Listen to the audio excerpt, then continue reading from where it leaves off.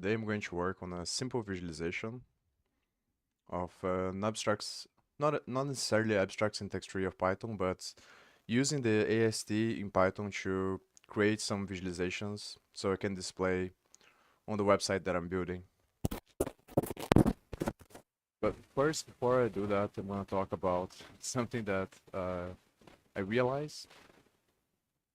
And like, if you don't know what I'm doing, I'm building a website that will allow people to visualize code.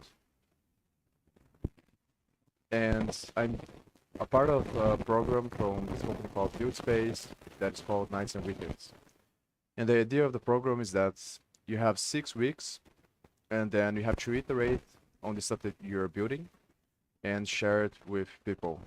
So every week there's an update that you have to do, and the people that do the update for the 6 weeks and that put a lot of effort, they have the chance of winning a prize or being on like the top 32, which is the people that they invite for their like physical school.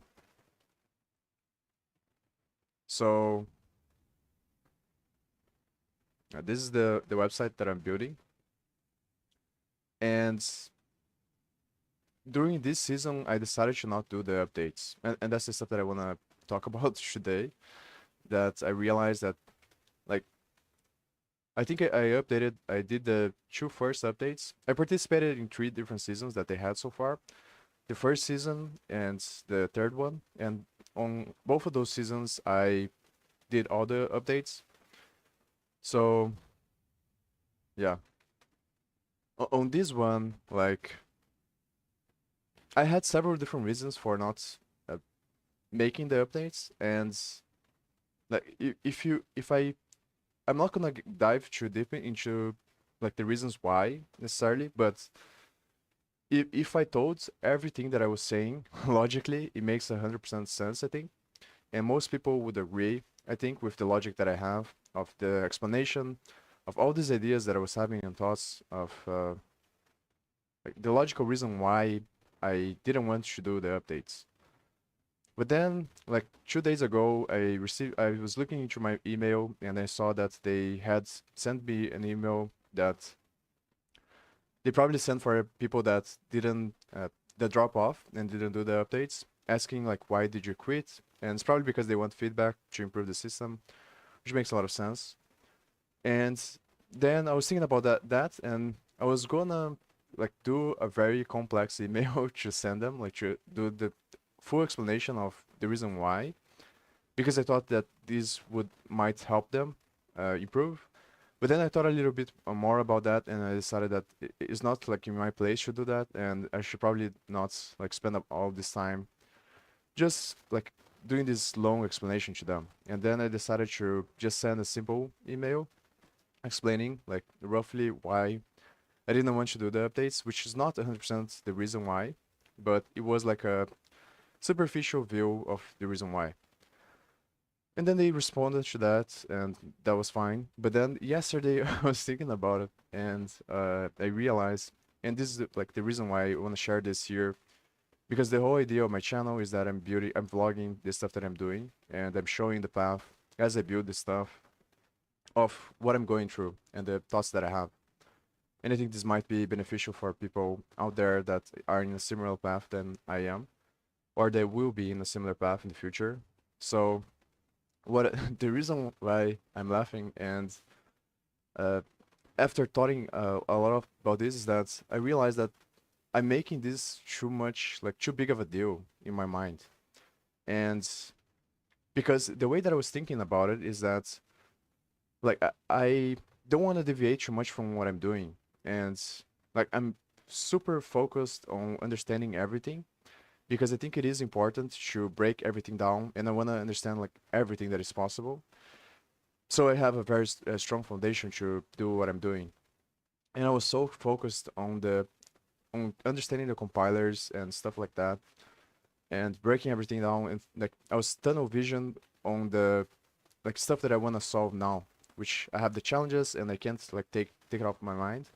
I'm so deep into it that like in my mind that's how I was perceiving is that if I deviate from that now, like I don't want to be distracted with some bullshit that doesn't matter to what I'm doing, and I should like understand everything now. Like this is what I the gist of my rationalization, and then I realized that like I'm just being stupid.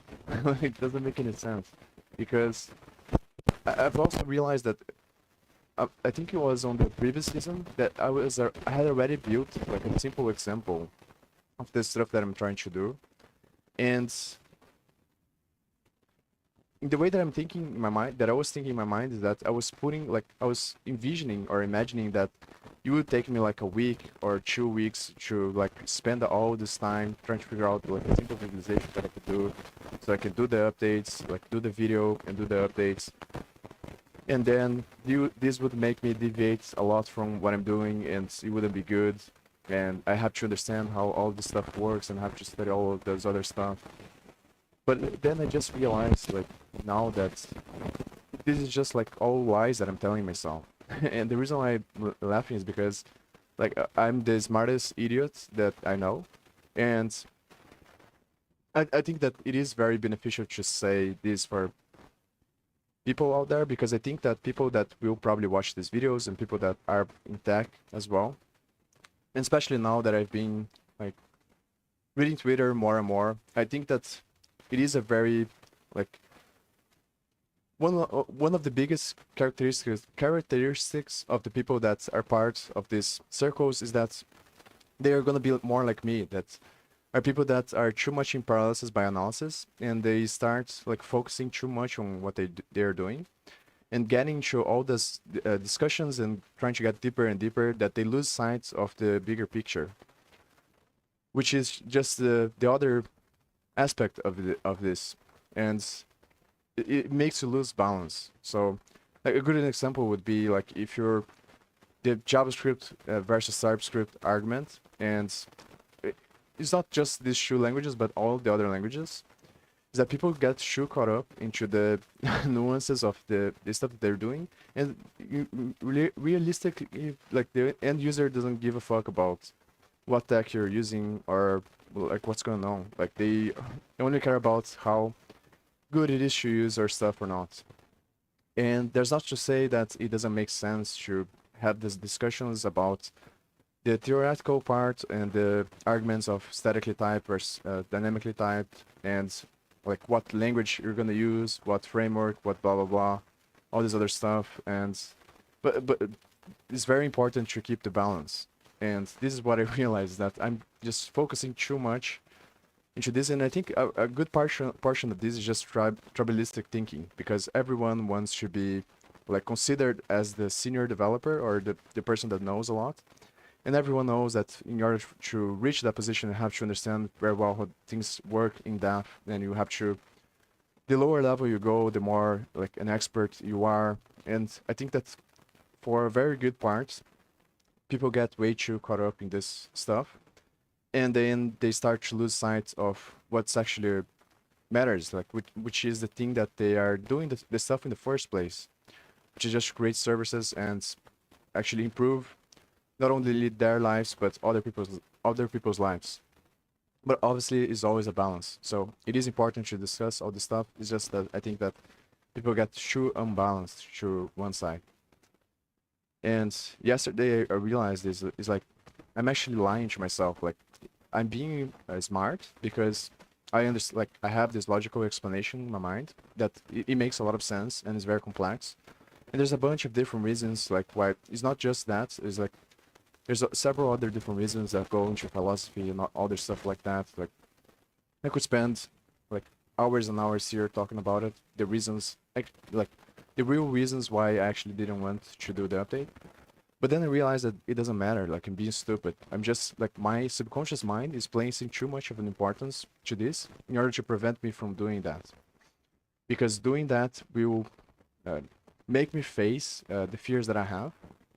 And one of the fears that I have is that if I build this stuff now and I put on Twitter, like I do the simple version, let's say, and I put it on Twitter and I get a lot of engagement, I'm not gonna have the fundamental like knowledge that I need to have in order to be able to scale, because I know that if I get a lot of engagement and a lot of people start using it, like there's gonna be like an endless amount of pressure, and people are gonna expect things, and like it's never gonna end, and it's gonna increase more and more, like the stuff that I have to do and the stuff that people are asking for and all this kind of things.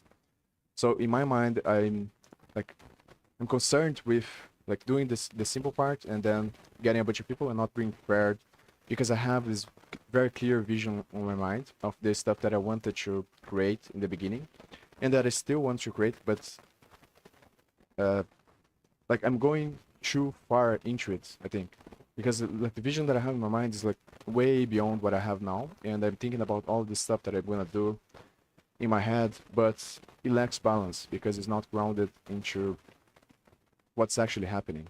And I think that, and this is the reason why I decided now today to just work like, and I was laughing yesterday that like I had this realization that, man, I can just like hack some stuff here in like half an hour, and then I can build like a simple visualization and then do the stupid video. Like it doesn't matter that much. I'm just like being like stupid. It's just rationalization. And yeah, so that's what I wanted to share today. So like I was stuck on the other project here. I'm still stuck, and I'm gonna have to figure out. And I think that this is also part of the reason, because part of the reason that makes you rationalize is because, and this is one of the most challenging parts about programming that I found so far, is that you never know how long it's gonna take for you to solve a problem that you encountered. And I think this is another part of the reason why you have, or probably me and a lot of people are gonna have these rationalizations, is because like you're concerned of building the thing and then facing a bug that you don't know how to solve, and then losing everything that you build, because it's gonna take a lot of time for you to solve that bug, and then people are gonna get disappointed because they're not iterating fast enough, and then you're gonna lose everything. And this comes for because of the insecurity that you don't know how long it's gonna take for you to solve the stuff that the challenges you have. And I think this is one thing here that I'm facing, like which is the problem in C, that I don't know how to debug very well, and I'm using pointers and I'm trying to print everything here, and it's completely different than what I'm used to. So I'm not 100% sure how long it's gonna take for me to do that. And then yeah, so like it was that and the other stuff that I talked about, which is just subconscious programming running in my mind that makes me delusional. So even though I'm rational and I'm like the reasoning that I'm using makes a lot of sense, I'm overblowing in my mind using the rationality and the logic. Like how much work would I have to do to deviate just to create the update? Because in my mind, I'm amplifying this for, instead of half an hour or a couple of hours in a day, I would have to take weeks off of the direction that I'm going just to do that, which is not true. And I'm also putting too much of importance on the fundamental thing, because if I realize that this is another problem that I want to talk about, is that the other fear that I have is that because I invested so much time into what I'm doing now, it's kind of like a scary to see, like to see real, to try to create real uses and then see that it doesn't work. So because it's like gambler's fallacy, you put a lot of chips and then you keep betting. You don't want to give up. Like you don't want to face the fact that the stuff that you invested so much time, it doesn't matter and it's not useful. So it makes you rationalize because you don't want to face the reality of the situation. You don't want to like try to see if you can get usage from it and put exposure there, because you're too invested into what you're doing, and you're not willing to let go of what you're building. And this is the stuff that I realize now. So I'm rationalizing and I'm out of balance. And I think that the correct approach in order to move forward is to go back to doing the simple stuff first. And then, so my idea for today is just to, I already built this simple thing here, and I can post a video about this, one that I built now. But I'm gonna spend some time trying to figure out if I can structure this in other ways that might be interesting. And then after I finish streaming today, then I'm gonna do the videos. And luckily they allowed me, or I think they allow people to still create the demo day and post there. But maybe this has cost me like a very big opportunity that I had just because of like rationalizations that I was making. So it is a very interesting like insight to have. And I think this is what one of the biggest problems with people like me and probably people in tech is that like you just get too caught up. You can be really smart and really dumb at the same time.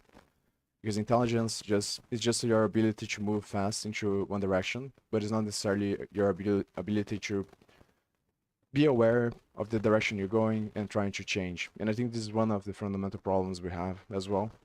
That everyone's just concerned about going fast, but very few people are concerned about whether or not they should be going the direction that they are going.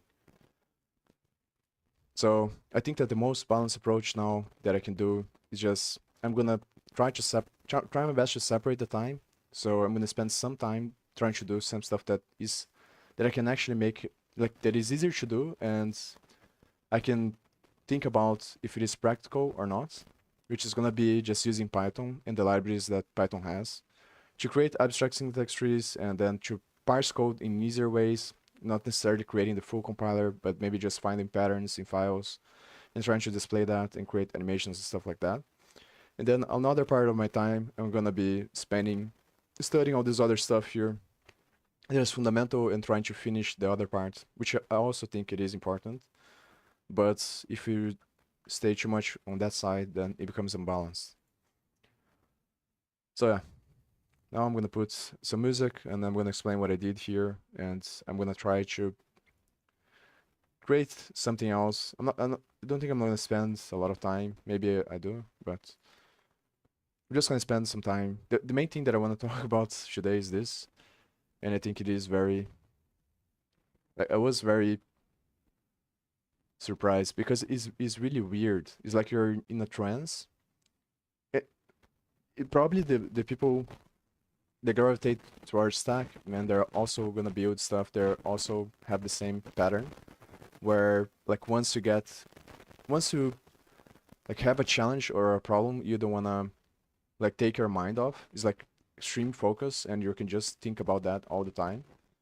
And then you get tunnel vision, and you lose track of the bigger picture.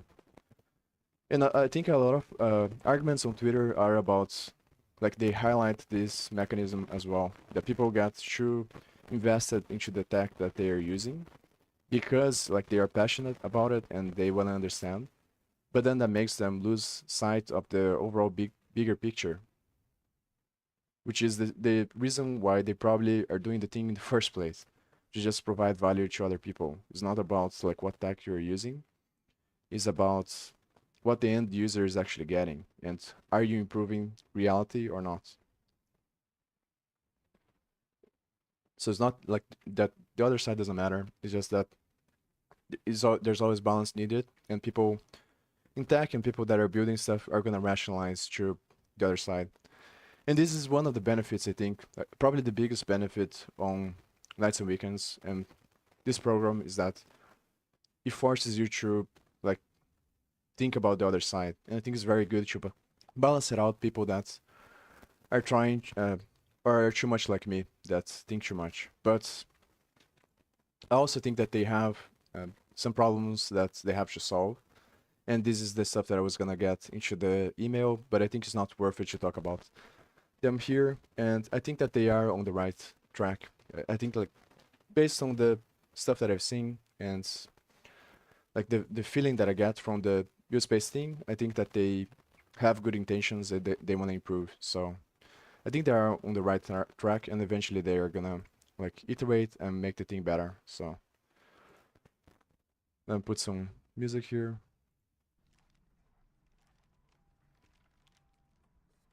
Hopefully I'm able to like keep this lesson on my mind for a very long time and try to be more balanced and like actually see And what I'm thinking about now is that, like, if I try, because I am concerned that this is not gonna, it looks very good, but it is not gonna have utility. One of the very big problems that I got is that, so the thing that I did now is just parse. I downloaded the pandas, the code from pandas. I asked ChatGPT what are popular projects that use only Python code, and then I downloaded pandas from GitHub because ChatGPT recommended one of the projects. So I downloaded pandas locally, and then I just had the idea that, like, one of the simplest things I can do is I just pretty much asked ChatGPT to create a script that reads all the files inside of the directory and gets all the function names from the files. And then ChatGPT gave me this stuff here, which I remember, and I also had the code from the previous project, which I already did, which I was sending code from the front end based on a JSON string. I was transforming the code into a JSON string and sending over to a Python API. And then on the Python API, I was using this abstract. I was using the execution command of Python, I think. It's called exec, I think.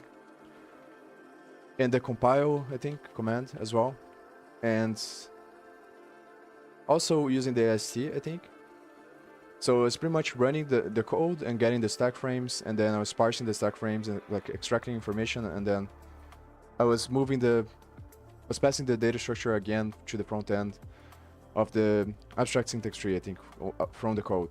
So pretty much allowing people to put the code on the front end, send to the server as JSON, transform the code into an abstract syntax tree in Python, then send back to the front end, and then create the graph based on that. So I pretty much already had like a simple thing. And this is the thing, is that, like, it's crazy how much I was rationalizing, because I was making it feel in my mind that it would take like ages to do some stuff, but realistically I already had stuff built in. So it's very insane to me. But yeah. So here it just has created two functions. ChatGPT created two functions, one that goes over all the files and get the file names, and the other one from the file names opens the file and then gets the functions from the files using this stuff here. And then outside here I'm just connecting the file names with the functions. And this is the graph that I have here. But the biggest issue with this graph, and the biggest issue with the stuff that I'm doing, is gonna be one big challenge that I'm gonna have to face if I decide to move. I'm thinking about now that, I don't know, maybe I should pivot into something else. Like, I'm not really sure what to do. I have a bunch of ideas, but the biggest problem is that 3GS and I think WebGL scales well for thousands and thousands of nodes, because using the GPU to calculate everything. But the problem is that there's a big limitation factor, which is the JavaScript code from React. So because I have to manage the state of the website and I'm using React to do that, it becomes very slow, like the more you scale. So once it gets past like a certain amount of nodes, then like it becomes pretty much unusable and breaks it doesn't break, but it gets like very slow and very unusable. So I think what I have to do is I have to do more tests, because the way that I decided to do is just put the limitation here of the amounts of files that I have, and I was testing around to see like how big does the thing has to be in order to get unusable. And then one thing that I can do to solve that is just to create some extra logic. So whenever, and I think this is a good framework to have, whenever you encounter a problem, there's always going to be part of you that gets frustrated and you want to quit, because it's a part of you that's trying to prevent you from spending too much energy, which is your limbic system. So you're always going to have rationalizations to not do the stuff that you are doing, because you want to preserve yourself. You don't want to take more risk, and you want to preserve energy. So when you're faced with a problem, the natural instinct is gonna be for you to fall into victim mindset. So you're gonna start having ideas that, and this is one of the cases that I think I had that I just explained, which is like you're gonna have all these logical ideas of why you shouldn't do the stuff that you're doing or why you should do something else, and that's the natural instinct because your body is trying to preserve yourself. But then if you think a little bit more, what you're gonna find is that, and this happens all the time, I think, it doesn't matter what problem it is, most likely the solution will be to break the problem down and to figure out the sub problems and then just change the stuff. And I think that this is the reason why the framework of pivoting works so well, because one of the biggest issues with doing things is that, like, because there's so many variants of the stuff you can do, there's so many potential, so many directions you can go, you get into this paralysis by analysis because you don't want to compromise and focus on only one thing. And then that makes people just spend all their life doing nothing because they want to do everything. And they don't want to compromise all the stuff that they are not going to do. So there's a bunch of other stuff that I want to do, but then if I decide to do this thing here, I have to sacrifice all the other stuff. And there is some wisdom in that, because obviously if you're too invested into one thing, then it might be very bad. And this is another problem in society, that people, they put like a lot of value in people that are very good at what they do. So I think basketball is probably like one of the easiest examples, like Kobe Bryant or LeBron James or whatever guy you want to pick, or maybe Mike Tyson in box. Like, people put those people on a pedestal, but the downside of that strategy is that if they succeed, then it's very, very good. But if they don't succeed, then it's very, very bad, because they're too specialized in one thing and it's very hard to pivot.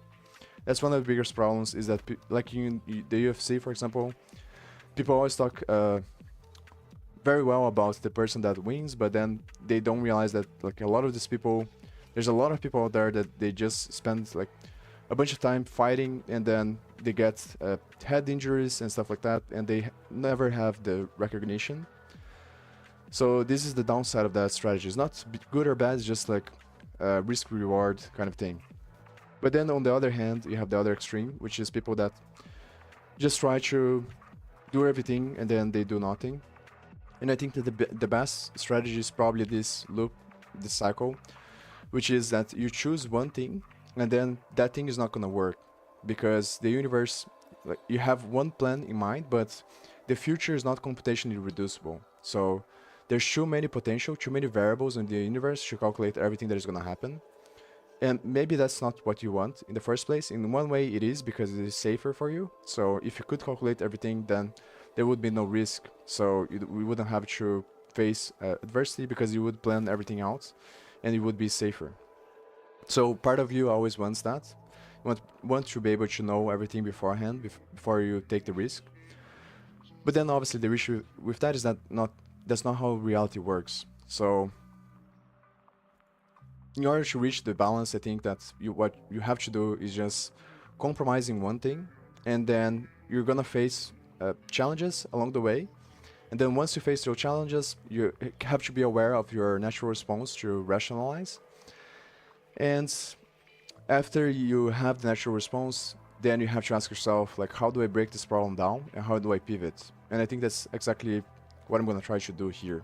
So I have the problem that there's too many nodes, and then the best way is probably to try to break the problem down, or like separate the nodes into pagination, and then try to do that. And then if that doesn't work, then again, just break the problem down and then try to see like other ways that I can make it happen. So,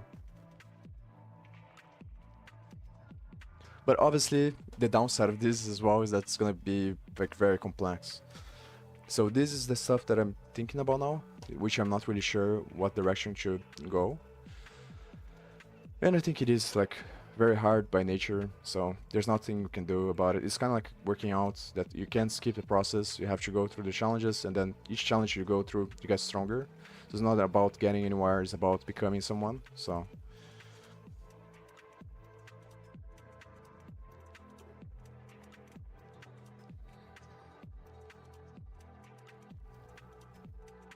So here, I think what I can do now is just test another number, and then I run this stuff, and then, or maybe I can think about a way to.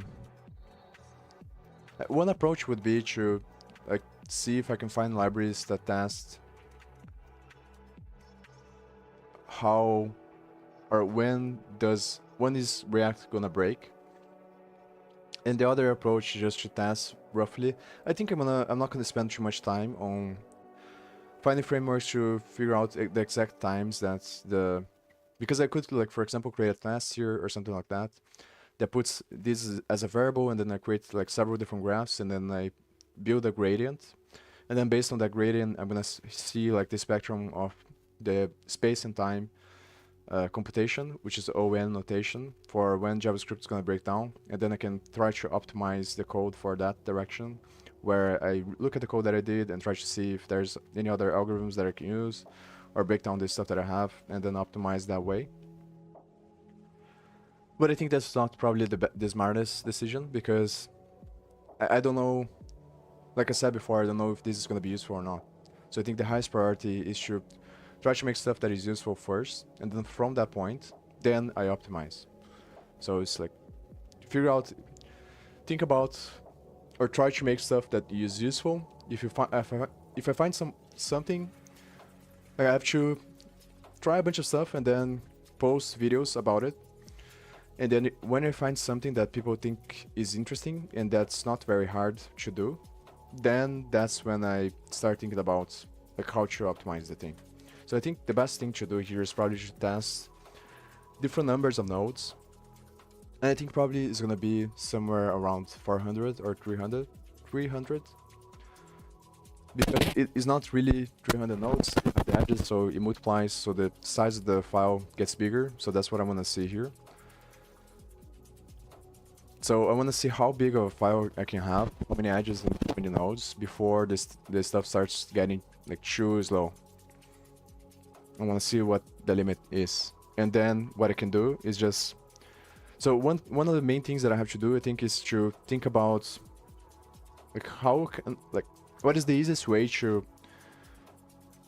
create some visualization that is gonna have some useful case. I think that's the first thing that I have to do. Then after I think about that, that's gonna be related to the size of the nodes, obviously. So, and this is like the main challenge is that the more complex the project is, the more likely it becomes that the graph visualization is going to be very complex. And then the problem is that not only is going to become unusable because it's slow, it also becomes very confusing for people that are going to use, because there's too many nodes. So the challenge is going to be, there's going to be a gradient, and the best solution is going to be a convergence between the gradient, which is the multifractal structure of the universe, because everything you look, the nature of perception is symmetry. So when you parse the universe, you're parsing through relativistic symmetries, and there isn't a right and wrong. There's only a frequency of computation between the two that creates a geometrical structure that is space-time. So for example, statically versus dynamically typed, there isn't a right or wrong answer. The answer is going to depend on the circumstances of the universe, which have infinite complexity. So it's going to be a gradient between the two, which is going to be a geometrical pattern that's going to be a close approximation of local minima or maxima in relationship to the reference frame of an observer. And I think that here is the same thing. The best approach is going to be to figure out how to manage. So I have to create some logic that controls the flow of the graph, the visualization, based on the stuff that I'm trying to show. So if I have a graph of like 1,000,000 nodes, how can I break down the graph into spaces of 300 nodes in a way that allows me to take the person through the path of the whole graph in a way that makes sense, and that allows them to have flexibility to move around.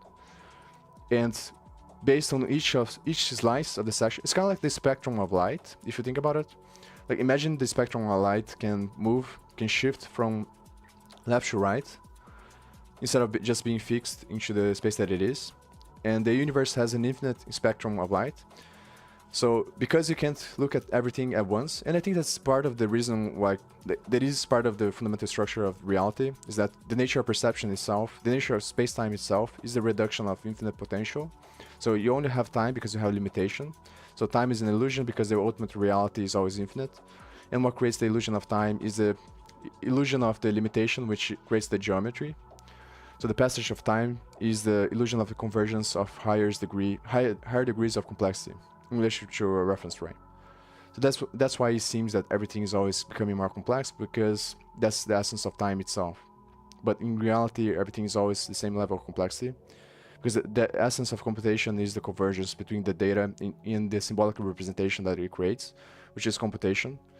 So I think that is always dependent on a network, and that's what creates time.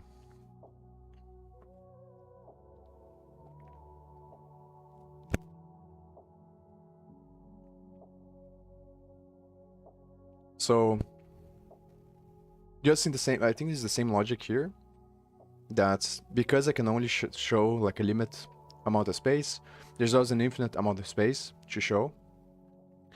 So the question is what is the best way to show slices in such a way that it allows the person to understand the nature of the whole. I think that's the question. This is one of the questions. The other question is what kind of patterns, like what are the easiest patterns to extract at the first point. So I think what I have to do is just I have to study this library better or more, because this is the main one that I'm probably gonna use, and then I have to create. Maybe I'll keep this on like this file. Let me show the graph here. So there, like you can see, I'm putting 1,000 nodes here, and here is gonna be way more than that, because obviously it compounds on itself. So for each node you can have like several different edges, so it doesn't scale well. That's the problem. But the other issue is that the physics engine is that each iteration of the cycle I have to recalculate everything on the physics engines as well. So this is another optimization I can try to make, but I don't think that is very good ROI to spend time thinking about that. It's much better to just think about it and how to break down the problem, and then because the fundamental thing is being able to extract meaning from the code. I think that's the essence that I'm trying to get. And ideally, like I build something that I'm trying to build the thing that I wish I had when I started, but I couldn't find anywhere else. Which is just something that makes it easier to, when you look at a project on GitHub, how do you know how everything is connected? How do you know what's important in the project or not? And like how you should go about. And the way that I imagine is that like it's very different than just open this project here, for example, pandas, and then like trying to figure out, okay, how do I use this? And I think it would be 100% different experience if I had the person that created pandas like on beside me, like explaining me everything. And then the question is why? And I think that's the gap that I'm trying to close. So if I had the person explaining to me how does this work, why it would be a lot easier for me to understand than just looking at it myself. And I think the reason why is probably because they're gonna have a bunch of concepts that I can understand that are gonna help me, they're gonna guide me through the project. So they're gonna know what the files that are important are, what's the sequence, like what is the structure behind it. And that's the stuff that I'm trying to capture, I think. So if I can just look at a graph, or maybe have some other ways of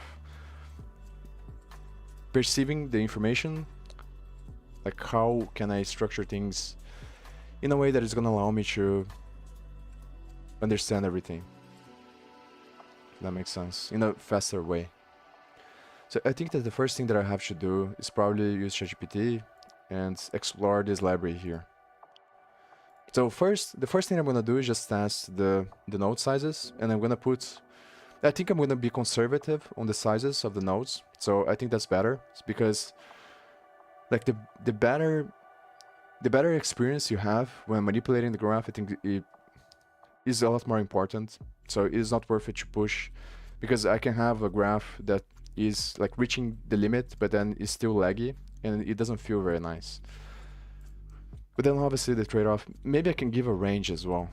There can be, because I also like the idea of giving people flexibility, because one thing that I don't like when I use like someone else's product is when they have too much stuff that they assume you want and they don't allow you the option to change. I think that's very bad. Because a lot of the time you don't know how people are going to use it, so a lot of the times the person like finds a way that's best for them to use it. So ideally, I think, but obviously there's the downside as well, because if you put too much customization, then it becomes too difficult to understand for someone that is new. So the question is like, should I create something? And I'm thinking about it now because I already have a bunch of stuff that I want to build, which I think I'm gonna start building more. I'm gonna deviate from the stuff that I was doing before, which is just studying the compiler. Like I'm gonna probably, before I was spending 80% of my time or 100% of my time just focusing on the fundamental thing or trying to break down the compilers so I can bootstrap the Python compiler, so I can use that to create other compilers and then scale and parse everything. But now what I think I'm gonna do is just like try to spend 50-50. So 50% of my time I'm gonna try to build the stuff that I already had in mind, which is the ability to customize the graphs from the outside. So this customization is from the physics engine inside of the graph, the customizations that I have here. And the other customizations are going to be outside of the graph component, and it's going to be more about the structure of graphs that I can build. So the way that I'm envisioning is like which I'm not sure if I'm going to be able to do. I already thought about some ways that I can potentially do it, but it would be better if I could find somewhere like the actual way that is tested to be the best, which would be to have like some kind of an IDE format in the same way that have the file, the structure here. I would have some structure that allows me to see like the customization of graphs, like all the options that I can have or different graphs that I can visualize the same thing. So the main question now is, how should I structure? I can create an algorithm that is going to break down the graph into different sections, and then I can do pagination on the graph. So I think that's the first question, at least, like what size I'm gonna choose to go with. So I'm gonna test this now. Then after I do that, I'm gonna use ChatGPT to study this library here, and I'm gonna contemplate for a bit what stuff can I do that is not gonna require me to know everything, just so I can build some simple stuff that I can show. So I'll be right back.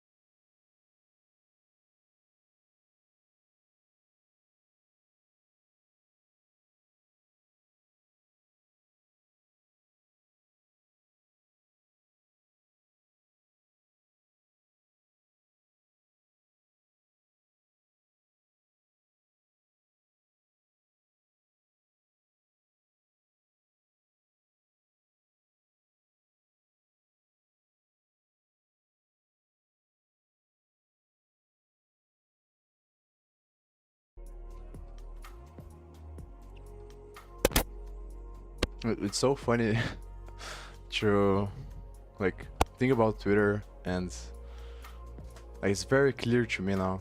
Like the thing is that, and that's how rationalizations work. Is that it's not necessarily that they are wrong. Like they make a lot of sense, but if you look from the outside, it just it doesn't make sense. Like it's,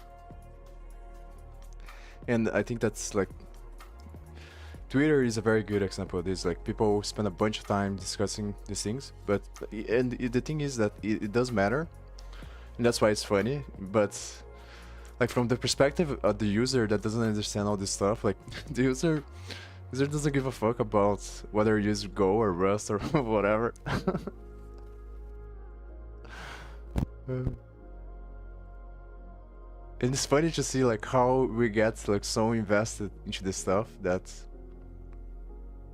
and it does make sense, but it's like, damn.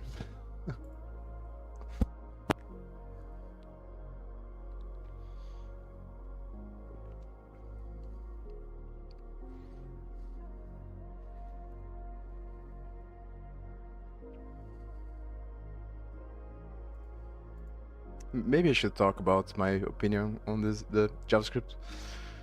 TypeScript thing, like now that I talked about, I was contemplating whether or not to say the stuff that I think before, because I think like it's not very worth it.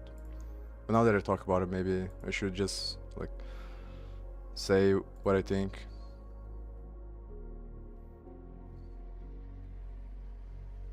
So pretty much what I think is just that I think that TypeScript makes a lot of sense. It was painful for me to use it, and this is the reason like why I always try not to use it, because it is painful. But I understand that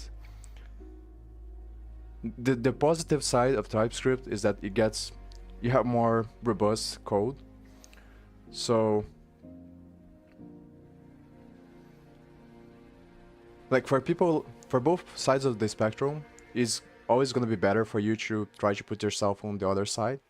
So people that defend TypeScript too much, they should force themselves to create side projects or stuff like that, where they're just coding with JavaScript, because that's going to force them outside of their comfort zone. And the same thing is for people that prefer JavaScript the most, because what's happening is that your subconscious is trying to rationalize your expenditure of energy. And then it makes you create all these ideas that are going to make you rationalize. So, because you want to minimize energy. So that's how people create the identity that they have, and creates this tribalistic thinking. Because the group has also force, is gravitational force on the group. That's because the collective consciousness is just an exemplification of the individual. So the same stuff that happens at the individual level, it happens on the collective consciousness as well. So the individuals rationalize their behavior so they can save energy, and the collective consciousness also rationalizes their behavior. So the more this goes on, the more gravitational force something picks up, and then it creates a tribe. And the longer this, if it amplifies too much, then it creates a cult. And if it amplifies even more, then it creates a dictatorship. And that's the risk with the thing about freedom of speech or not, is that is related to gravitational force and expenditure of energy. And because of the fundamental structure of the universe, neither of the responses are going to be 100% correct. Otherwise, the distinction wouldn't exist. So the polarity itself is the essence of the geometrical structure of the universe that creates the polarity in the first place. So in any discussion, neither one is going to be 100% correct, and the answer is always going to be dependent on the circumstance. And the reason why people have their arguments is because they're trying to find the local maxima or minima in relationship to their situation. And the way that they're going to do that is by rationalizing and by trying to like maximize whatever makes them comfortable, which is the natural desire that everyone has, including myself, that I just explained right now, which was like this rationalization that I had is the exact same thing that is happening, but it's in a different context. I'm just rationalizing, trying to do the theoretical stuff first, because I don't want to face the fact that this might not be useful, and then I'm going to have to rethink everything that I did and restructure everything, and that's uncomfortable. So you always have the tendency to rationalize. And the JavaScript and TypeScript highlights, the discussion highlights this, is that you have tribes on both sides, and they both are trying to rationalize their behavior to save energy and minimize risk. And the real answer is always going to be, it depends on the context. What is the application you're building? How many people they have? What is the state of the collective consciousness? What is the state of the complexity of the biosphere? What is the state of the market dynamics that are going to regulate the growth of your website and the scale? What's the context of the global market economy that's going to regulate how people choose their salaries? So realistically, it's extremely complex. And there's not going to be like a definite answer that JavaScript is the best or TypeScript is the best. Realistically, it's going to be a gradient between the two. And the highest approximation of the place of balance is going to be a complex nuance that is going to be a distribution of TypeScript and JavaScript that is going to converge towards infinity. So there's always going to be new frameworks and new parsing and new stuff, because that's just the nature of the universe. That's why different programming languages exist and everything else. And the discussion highlights the frequency of computation of the collective consciousness that creates this symmetry, which is the consequence of the variance of the universe. So people deviate to either side because they're a consequence of the laws of physics, the gravitational force, mass, momentum, stuff like that. That makes them act the way that they do. So I predict that the thing that is going to happen is that either there's going to be a variation of TypeScript or a variation of JS docs that is going to approach the middle. It's going to be more flexible. And it's going to allow people to decide when they want to put types or not. Either that, or it's always going to be dependent on the company. So some companies are going to prefer JavaScript at some points and TypeScript at other points. Other companies are just going to stay with TypeScript. And I think the reason why, even beyond TypeScript and JavaScript, the discussion of statically typed and dynamically typed is a gradient of distribution, and I think is related to material science. Because in material science, you have the stress on elements that you can put, and each element is going to react in a different way. So you can have dynamic load, or you can have static load, which are different types of stress you put on the material, and it's going to respond differently. Dynamic load is when the load has higher variance, so you're applying the load at different states, like more on a frequency or different frequencies. And static load is when you have a constant stress, as far as I understand right now. And obviously, this is going to be a gradient between the two, so you can have all different types of stress between this gradient. And I think in programming languages is exactly the same thing. Statically typed is more robust because it's for statically loads. So when there's constant pressure, it's static and don't have too much variance. And dynamic loads are going to be when you have high variance. And the nature of elements, which is the nature of code itself, because code is the geometrical pattern that creates matter in space-time, I think. So you have a geometrical structure that creates an electromagnetic field that represents the abstract patterns from which potential becomes matter through the complex plane. So the nature of code itself is going to be an exemplification of material science because it's the same thing, but on an abstract level. Because the internet is imagination, and space is the physical form of that imagination. Imagination is time, and the fun of the two is space-time. So the nature of statically to dynamic is going to be a gradient that is going to go on forever. The discussion is going to be dependent on the circumstance. And it's going to be the same thing for monolithic or microservices. It also depends. And then it makes sense for people to have the discussions because it's about finding the nuance and the local optima or minima, local maxima or minima. But at the same time, it's kind of funny because we are always rationalizing to try to save energy. And even though there's a lot of people that are very smart, they are going to fall into the same patterns because of their subconscious system trying to survive. So yeah, let me test this stuff.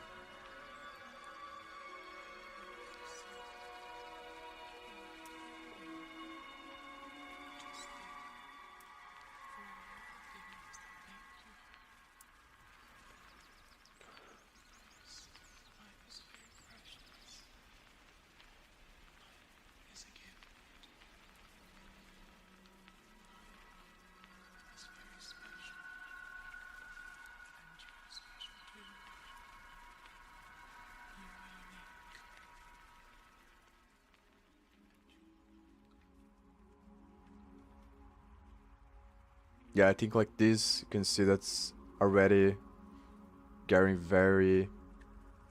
It's interesting to see though. I think that this approach, the stuff that I built, is much better than Vue.js when you don't have the framework, because it's built with WebGL. So like, I can see that if I was using Vue.js, I think the graph would be a lot slower.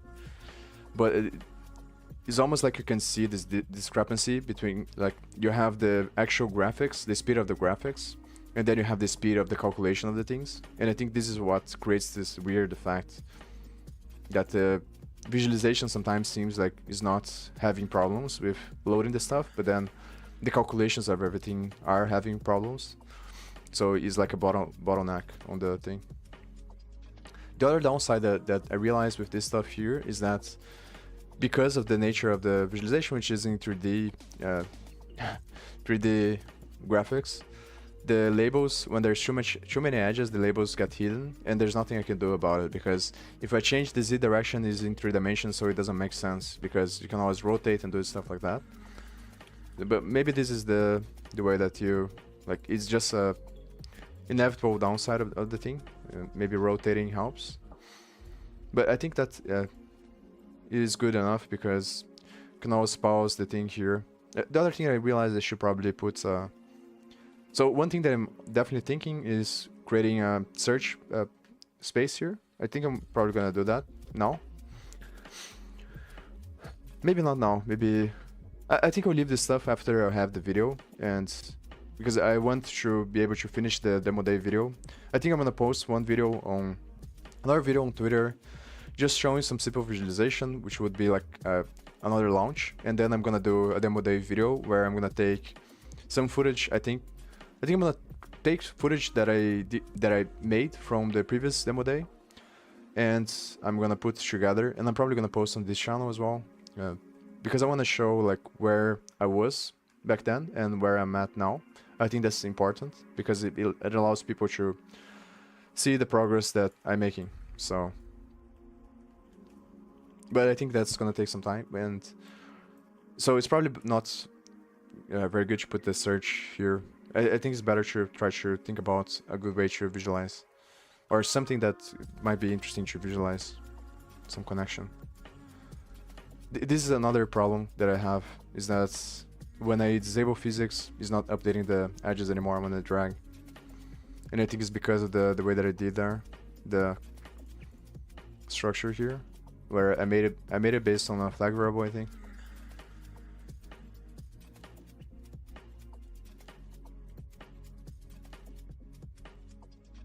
Let's see if I can find. I think this is the benefits of types that I'm seeing now, is that the more complex the stuff becomes, the better the types become. But the trade-off is that you don't have a lot of flexibility, because to do anything with types is going to be annoying. I think that's the reason why probably the best solution is going to be a distribution over the two. But the reason why that doesn't exist yet, and the reason why it's hard, is because of the nature of compilers themselves. I think it's very hard to make a compiler or a transpiler, parser, whatever you want to say, that is going to have the nuance that it allows you to put types only when you want to put types. I think that's extremely difficult to do, probably. So what is going to involve is probably people working on these nuances to see, because there's going to be a bunch of different edge cases, and it's also like, how do you make it to work on some situations but not others? Maybe it's going to be like warnings, showing warnings instead of completely breaking the thing, instead of when you write. I think that might be a good compromise. So if TypeScript allowed you to... Because when I try to use TypeScript, the problem is that when you try to compile, it breaks, it forces you to put the type. And I think that's... it's probably good in some cases, but then bad in other cases. That's the thing. And I think for stuff that are like me, where I'm trying to build the stuff by myself, and there's a lot of stuff that I want to... like, the stuff that I'm trying to do is extremely complex, and there's a lot of stuff that I have to deal with. I don't want to have an extra layer of thinking about like the types, because the speed matters as well. So it doesn't make a lot of sense. But then the downside of the approach that I'm taking is that as it becomes more like, if someone else comes and tries to understand what I built here, I think it would be very difficult for them. For me, it's not so much, because I understand everything that I did. So even though it took me some time to remember, it is not very hard because I understand everything. But I think for new people coming, it's going to be very annoying. So at some point, what I'm planning to do is just like, I'm not going to worry about this stuff until I can see that I have something useful, and then people, like, once I start getting people to use it and I have something useful and I can see that there's potential to scale, then I think about changing everything to TypeScript or changing some files to TypeScript.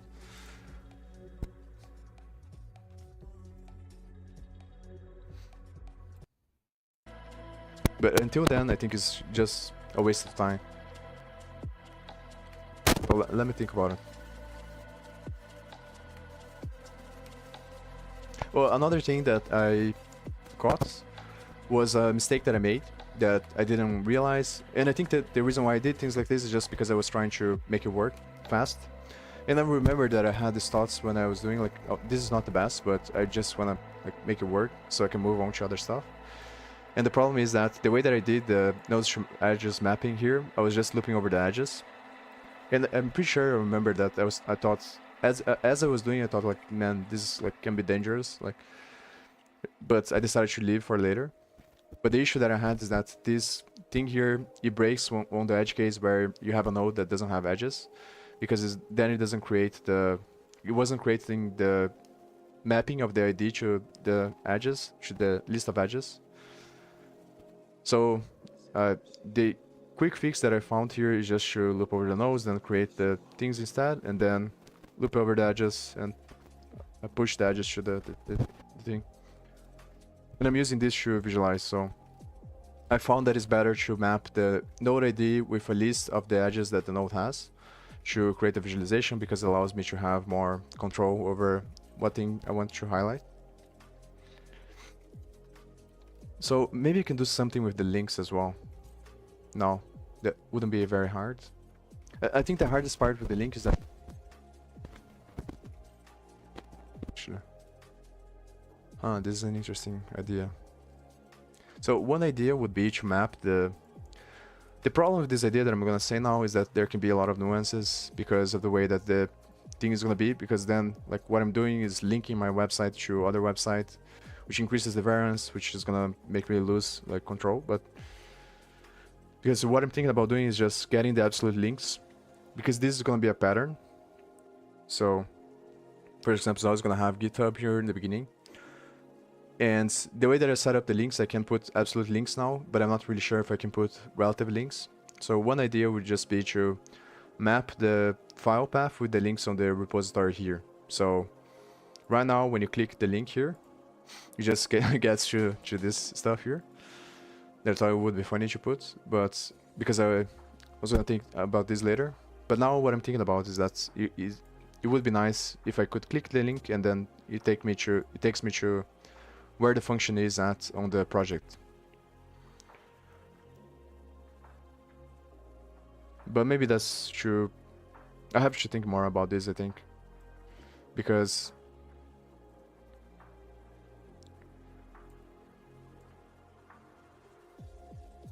there are more nuances, I think, that are probably worth thinking about before I do that.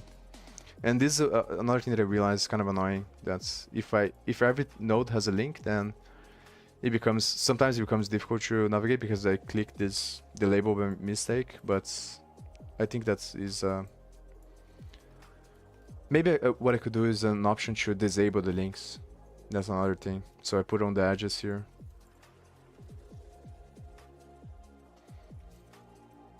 I think that 1,000 maybe it's too much. I'm gonna put less. I'm probably gonna do. I'm gonna go slower, like gradually to lower numbers. So I'm gonna do 600. I wanna get to a number where I think it just like it is still working well. The hard part of this is that obviously it's gonna depend, I think, on the system that they are using, because it uses the GPU from the person that is using the website. So I think it's gonna depend on the GPU that they have, which means I could find a way to test in a more general way, but then is the thing that I talked about, where it's gonna just make me deviate too much. So Probably being conservative and finding. Obviously, I don't want to do just like 5 nodes because then what's the point? At the same time, I don't want to do like a bunch of nodes and then it becomes trash. So, what is the number? Once I decide the number, then I could just keep that in mind when I build the other ones, and I'm gonna make an algorithm here that breaks down the graph based on that subset. So I have the way that I'm building the graph now, because of the way that graphology works, which was one of the libraries that I was using to build layouts. I still think I'm using, which I may change in the future. I think the best data structure to build the nodes is just a nested object. So nodes would be an object that contains each key's ID of a node, and then the value is the node itself. I think that's the best structure, because a lot of the times I need this mapping here of the ID with the node for the edges or for other stuff. But based on the way that graphology works, it's just a list of objects. So that's how I'm doing here. The other thing that I realized that maybe is not the best to do numbers, is better to do strings because it's more resilient for different cases that I didn't think about. Because one of the annoying things about using numbers is that, but after thinking about more, I think it's fine to use numbers, but I was concerned that in some situations, if I use the node ID as a value for finding some stuff on another data structure, then it's gonna get the index of the data structure, and I have to keep that in mind instead of, so maybe it gets the wrong node because it's the wrong index. I think that's the problem. So for example, let's say I have edges there, and I want to get a specific node that exists there. So maybe I use node IDs here, or node ID, which would be the current. But then this, like, instead of giving me the nodes, is gonna give me the node, the edge that is at that index, if that makes sense. So just finding by the index, not finding by the thing. But I think it's fine to do like this, because I don't know, maybe I'll think about it. Like, the downside of using a string here is that on C I'm gonna have to look on how to format the string, and this is something that I've been thinking about a lot as well, which is like, maybe I got bad habits because I learned from JavaScript and TypeScript and Python. So like, when I'm using C, it makes me think that I might have to like restructure, and this is one of the things that I'm concerned about, is I might have to restructure the way that I think, which is already like kind of a habit in the way that I go about solving the problems. So an example of this is this stuff about the IDs here, because on the C project, I thought this was a problem, but then I realized that the problem wasn't there, and I'm still trying to figure out. But I thought that the problem might be because I declare the ID outside as a global variable, and then I make that as a property of the node. And the reason why I want to do that is because every ID has to be unique, and it's going to be like increasing linearly. So every time I add a node, I just increase the ID by 1, and then each node has its own unique ID. And if I want to make other logic because in this situation I'm going to have 2 different nodes that can potentially have the same label, but different IDs. But I think that's better, because then I can do the logic based on the label instead of the ID, if I want to display only one node. So it gives me more flexibility, I think. But the thing that I'm not really sure if that's a good pattern or not, like to initialize the thing outside and then to increase here, because of the way that it's gonna work in memory. And it's kind of hard to find. Obviously I watched a bunch of videos already about this stuff in memory and all this stuff, but it's hard to find a video that explains, because it is a very hard thing to do.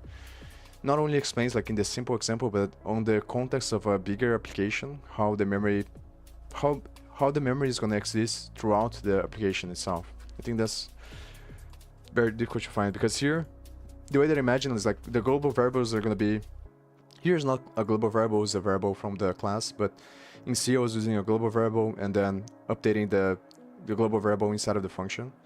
So the way that it's going to work is that the global variable is going to be stored in one place in memory, and the local variables are going to be stored on the frame for the function. So what happens when you're increasing the global variable inside of the function. The way that I think now is just that when you get to that position, it's just gonna go to the variable and increase, but then there's a bunch of problems. Like it becomes a lot harder to think about once you have references and pointers, because you can have a pointer to a pointer and then a bunch of references, and it gets very confusing. But yeah. So the other thing that I can change here, the logic, is the radius and the mass. This is other stuff that is easy to do, that I can do right away to create different types. Probably the mass is not that worth it to change, but the radius probably is. So let me do 600 and then.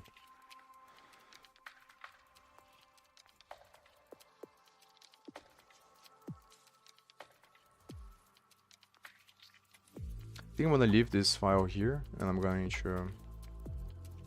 This is another thing that is kind of hard to know, which is that like exactly what I'm doing now, which is I have the habit of running files as a script, and based on all the other programming languages, I think that the best pattern is to create a fundamental file, like an entry point to the whole thing, which is the main file, and then from the main file we select whatever you want to run. So maybe that's something that I have to change as well.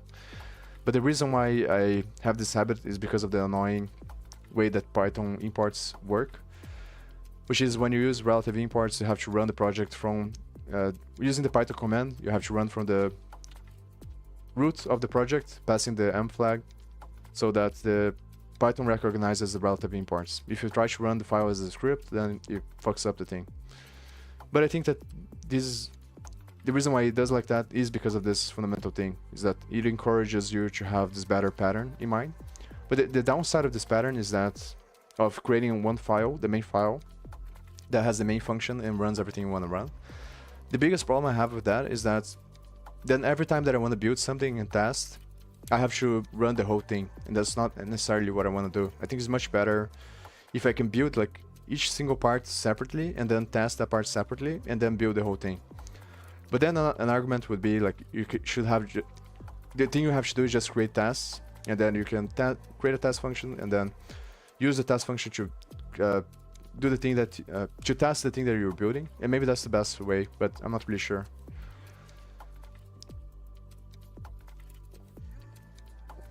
I think it's a lot like it makes a lot more sense to me, and it's a lot easier if I can run the file with each single thing, and then I just put that thing together with the other one.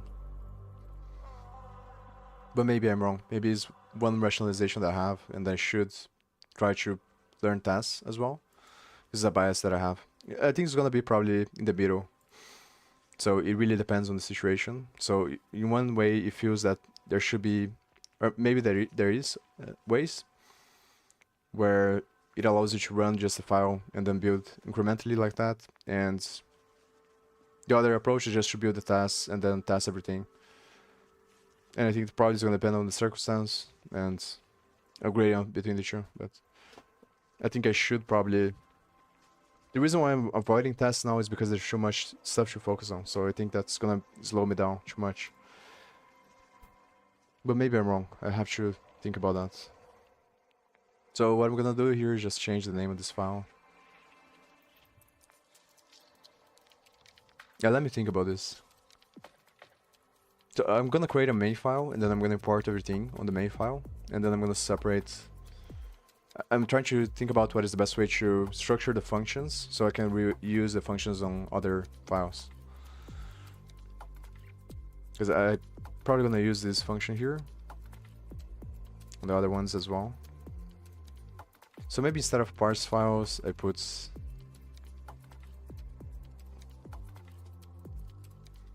parse functions.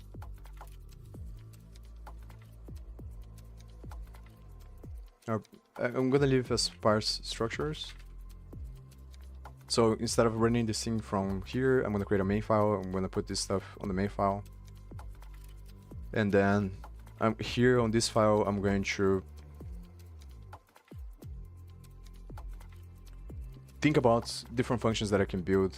So maybe instead of putting this on there, I put on the function here. So I move this stuff to another function here, And here I'm just gonna create a bunch of functions that extract different things from the files.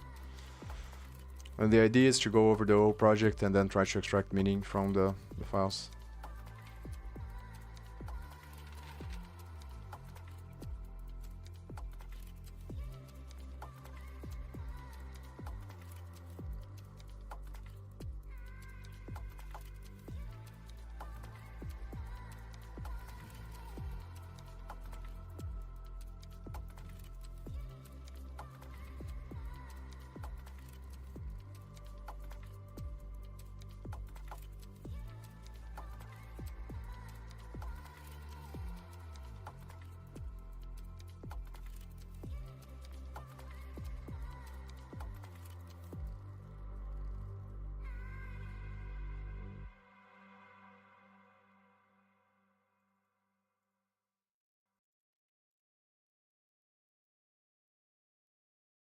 And now I'll delete everything here. The mystery of life isn't a problem to solve, but a reality to experience. Put this stuff there. And this does make a lot more sense, I think. Maybe I should create a main function here. And then the main function I probably gonna receive the graph and then I call whatever function I want. Or maybe it's better to put another name. Network. Graph network, maybe. It's more descriptive.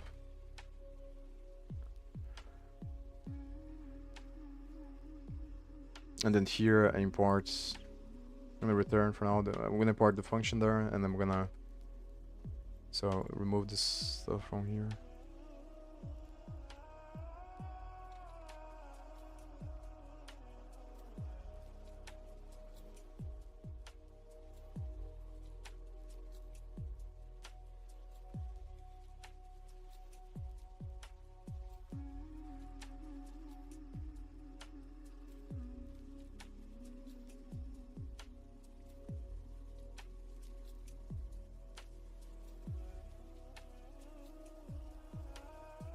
Yeah, there we go.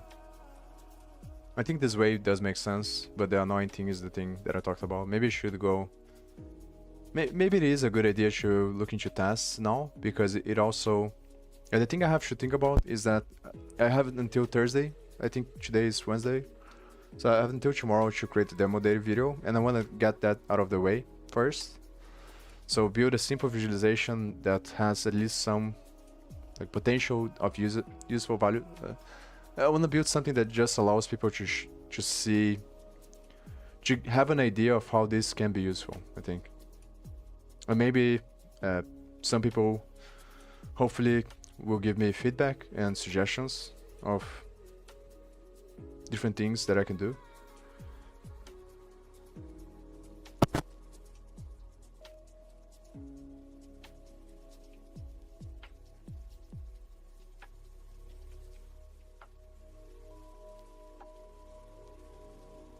That's the first thing that I should do, is to just build like a simple thing first, and then I think about the other stuff. But maybe it is a good idea to, after I build a simple thing, then I can use ChatGPT to learn about different tasks, things, and then get myself used to building tasks, and then running the tasks for, like, so instead of running the program, I run the tasks. I think that's probably a good idea. I should probably get out of my comfort zone. So I just realized that I was with the other thing there. Hopefully it wasn't there for a long time, like the be right back screen. But I didn't do much anyway, so.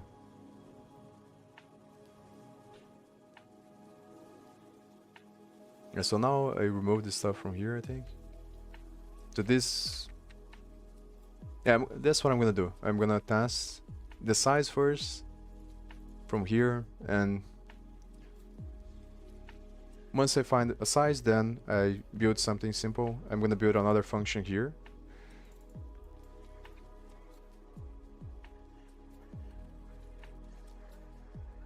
I'm gonna build another function here, and I'm gonna use ChatGPT to study this AST and see if I can. I have to spend some time thinking about what kind of graph I can do. And then I'm just gonna do the simple one with the limit node size, and then after that I think about... So I'm gonna think about tests first, and then after that I think about how can I create something that is gonna take the whole space of the graph, divide into some sections of the page, the limit of the node sizes, and connect the subpages in a way that makes sense, that allows people to navigate between the graphs. So I'll be right back.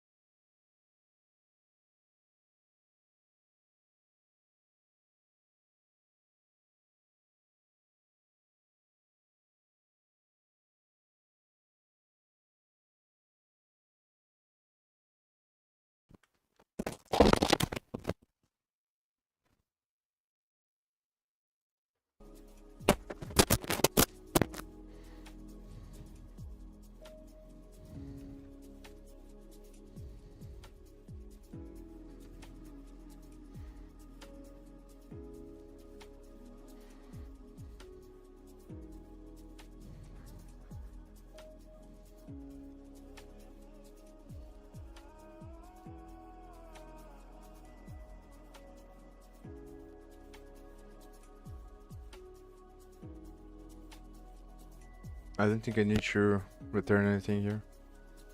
Just pass the graph and then add the stuff.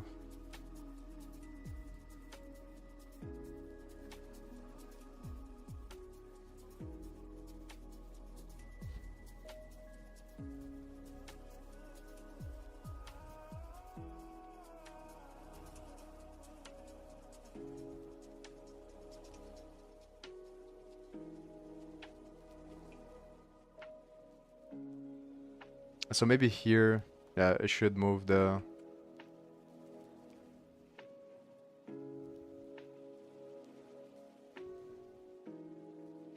I should move this stuff here. Yeah, let me think.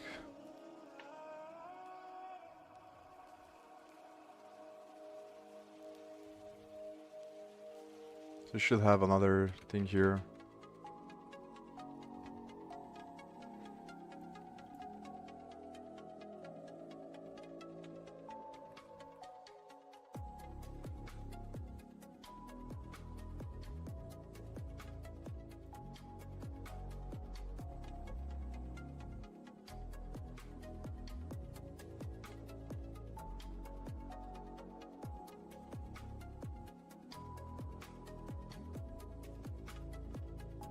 And the question is whether or not I should put this. I think I'm just gonna leave it like this. Yeah, when it comes to the overall thing that I'm gonna do, then it's gonna take like a lot of time. So it's probably better to just think about this stuff later and then just keep as simple as possible here and just build this stuff first.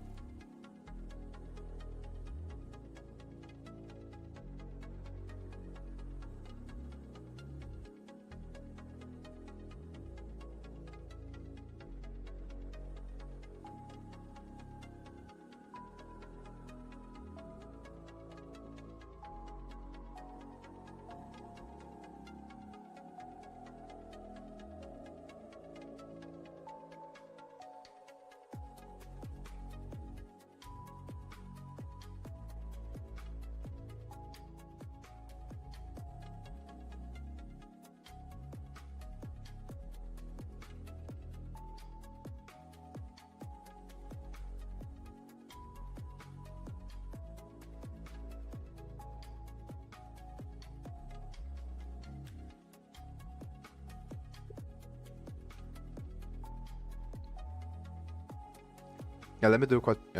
What's that? 400.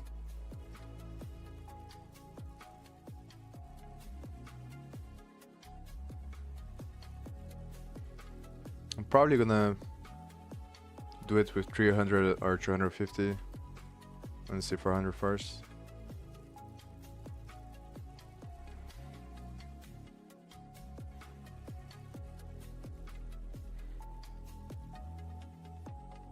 It's good, but it's still like a little bit.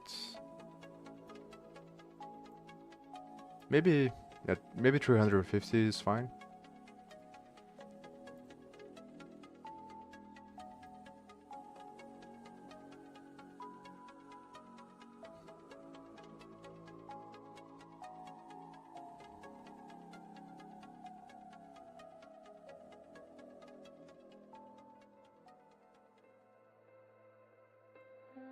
I think it's still a little bit weird, but it's less bad.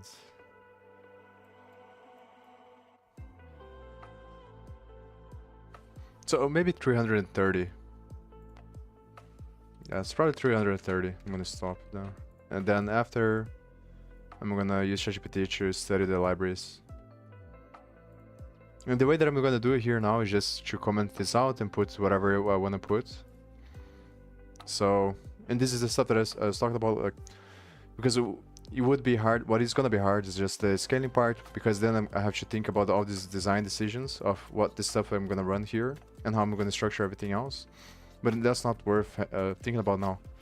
The highest priority is to think about something that is easy to do and that can have potentially value right away. Once I figure that out, then I can think about the other stuff. That's the better way to move, I think.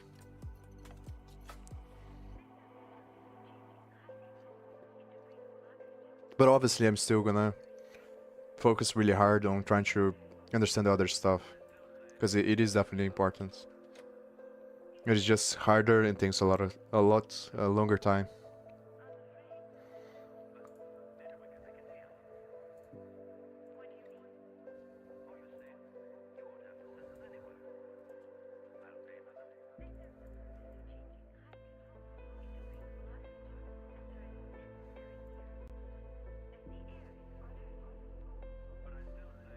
And this is what I mean, that is kind of annoying. Like sometimes you just click and it opens the thing. I should figure out another place to put the next steps thing as well. It is a very good thing to do. Again, the next steps thing is like the balance. I think that if you use other apps like Notion or these other apps to write stuff, you can get into a rabbit hole and then you get into the same problem that I was having, where I start thinking too much about the stuff and then you lose track of the purpose of the thing in the first place. which is should make you more productive. So it's kind of like the people that spend a bunch of time watching self-help books, self-help videos, instead of actually doing the self-help, where you start missing the point because now your focus is to do the thing and not use the thing to do what you want to do. And I think that with notes is the same thing, but I think that having this list of stuff you write, it does help you like organize your thoughts or keep track of what you want to do sequentially. So I think I'm gonna do that now.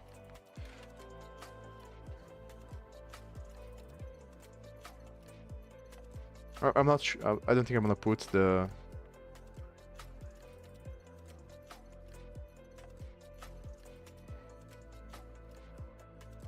I'm gonna put this stuff that I'm gonna do after I do the demo day video. So one thing that would be nice, probably either search engine or maybe add customization to allow switching direct to undirect. I'm not sure if that's the way. No, whatever. Because right now, yeah, I believe I did the things the way that I did because I wanted to control in which components, making based on props that I receive outside, whether or not the graph is going to be directed or undirected. Because I wanted to control, in some situations, I think that the way that I was thinking is that the bigger the graph is, the more likely it is that it's better to render the undirect approach. So, yeah, but the best is both at the same time. So I have the thing here that accepts as props, and that is the default state of the thing. But then I also have a value on the store, the graph. I think it is the graph store that is gonna change this. But I have to remember now because this is gonna be related to the arrows and it's gonna be related to the way that I'm building the graph. So I have to remember how I was doing this. Yeah, I'm passing here, and then inside of here, I think that's and then I'm using this flag variable to see. So maybe it is very easy to do that. Maybe I should do that now.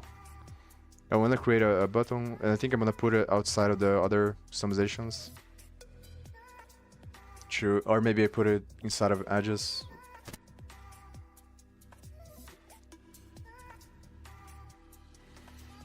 I want to put it inside of edges, I think. It makes more sense.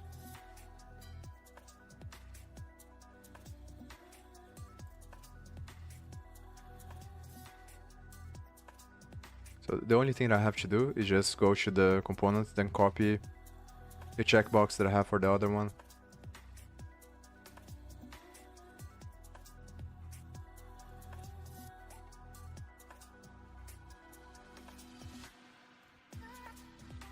So I'm gonna copy the value that I'm using on the other component is directed.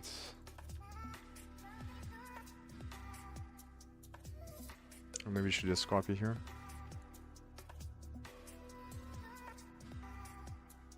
And then I create another value in the store, another checkbox.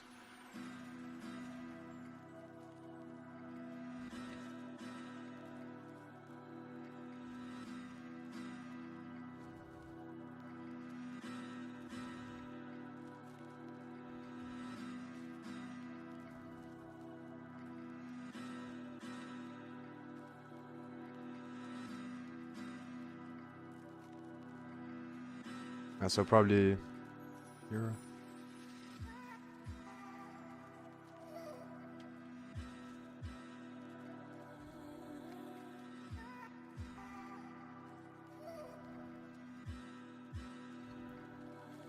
Oh, it's not a thing. It's a checkbox, not selection.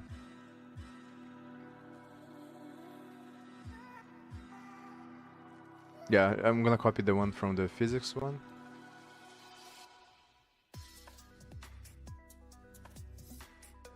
Probably on top of the other one is better as well.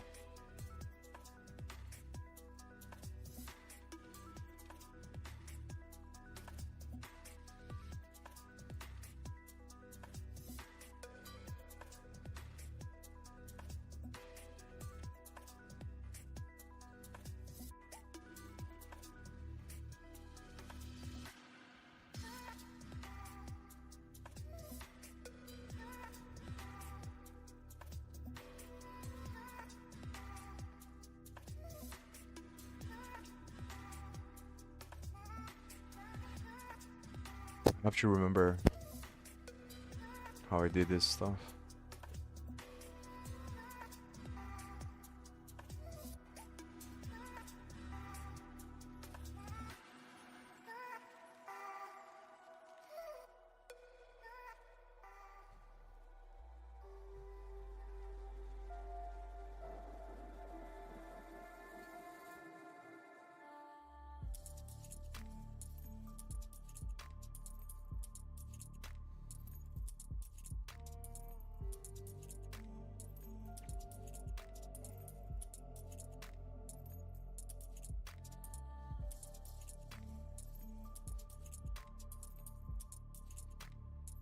Just gonna try to copy as much as possible from this one, so I don't have to think. I'm gonna change the name, obviously.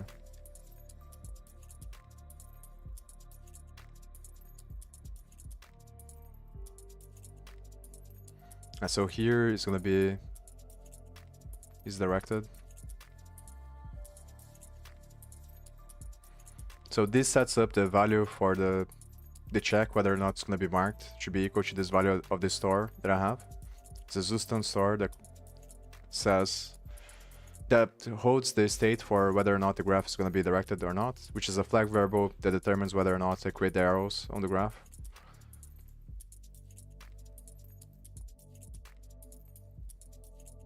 Yeah, so now let me change the name.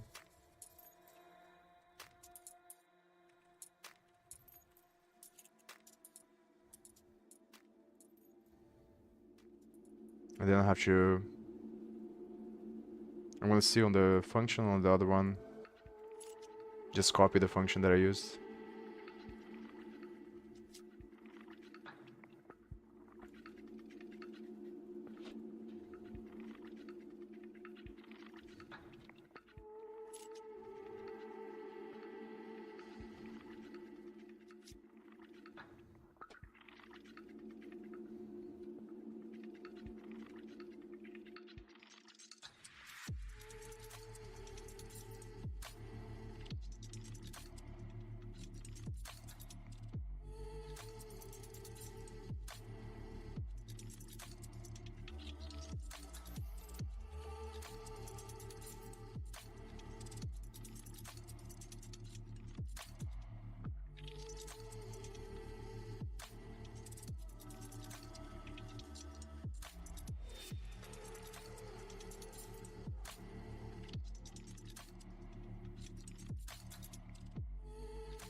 Now let's see if this works.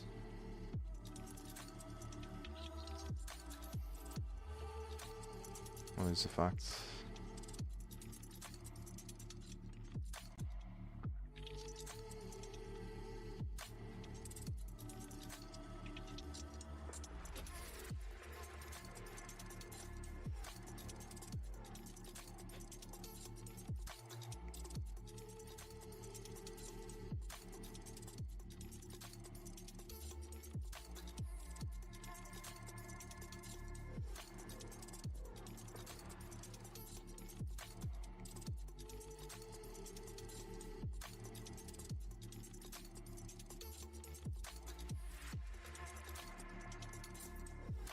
Hmm.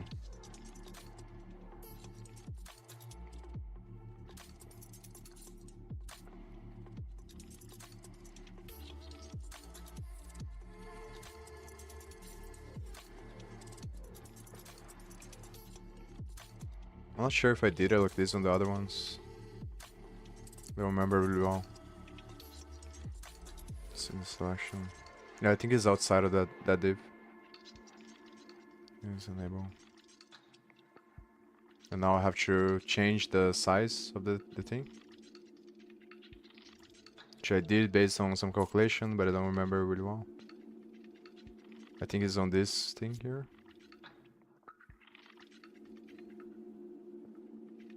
Oh, it's on the main thing. Yeah, here. No. Here.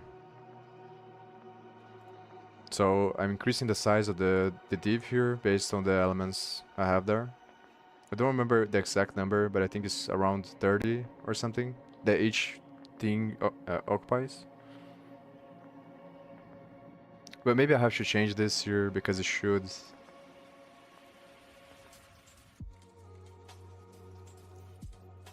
Yeah, I remember that I did it like this and then I was gonna change this other number here. But it's not worth it to spend time now, I think, thinking about it. Maybe later. Because ideally, instead of being just a value, maybe I think it is worth it to just create a value there and then so like it's more declarative of what's happening. So I'm gonna do that now. But I was gonna calculate the value based on the how many elements you have, but then it's too complicated, I think. So I can create a graph for each of the elements here, and then I can get the style of each one to calculate the height of each one, and then based on this height, I calculate this value here. But it's just easier to do it manually, so.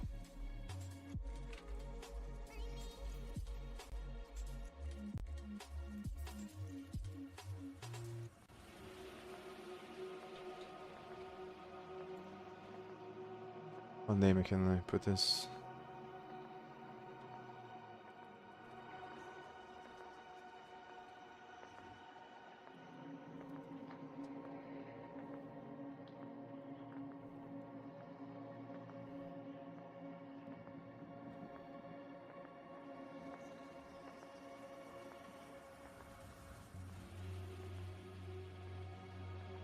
I'm gonna do 150. It's 33 more. Maybe it should be a const. It's not gonna change, so.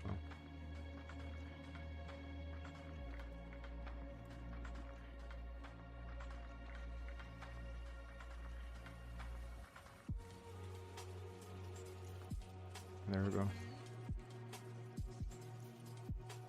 Alright, it doesn't change anything.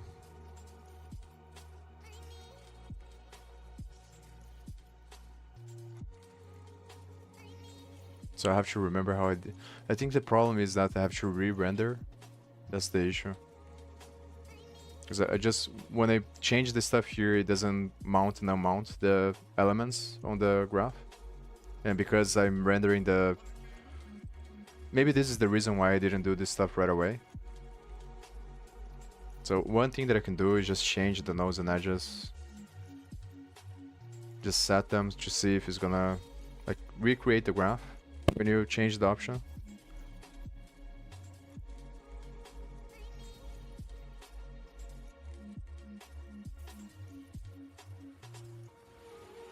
Because after it builds everything, but this is the problem, I guess. If mounts and unmounts, then maybe the props are gonna override, but so let me see.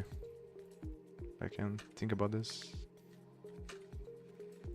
And the easiest thing to do is just see if I can, after here. But the thing is, if I set the edges to be the edges again, it's probably not gonna re-render, but maybe I can try that.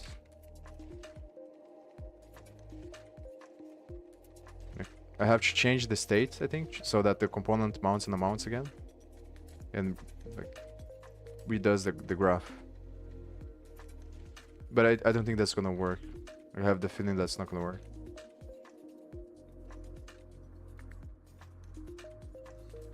Or actually, because it's a Zustan store, not states, I can set directly, I think.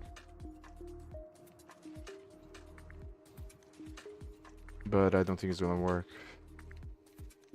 So if it doesn't work, I'm just gonna leave that for later, because I will have to think more about the other stuff. Yeah, it doesn't work.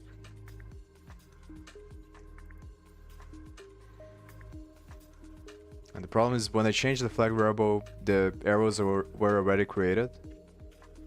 So the only way to update is to... Maybe I can do that instead. Yeah, let me think. Yeah, I think I have to loop over the arrows, the edges. So I loop over the edges and then I change the thing. But is that gonna work? Let me see. I have to remember what I did.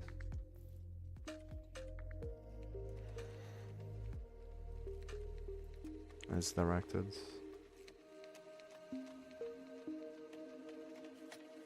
Which comes from there.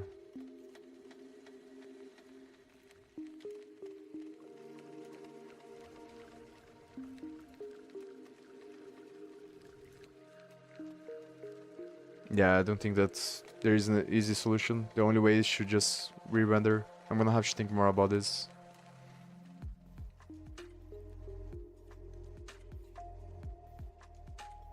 One thing that I can do is just instead of making based on a flag variable, I just make a property of the edges themselves. Maybe that's a better idea actually, because then that allows me to have a situation where you can make only certain edges directed and the others not directed. That's actually kind of smart. That's probably the best way actually, now that I think about it. But then how...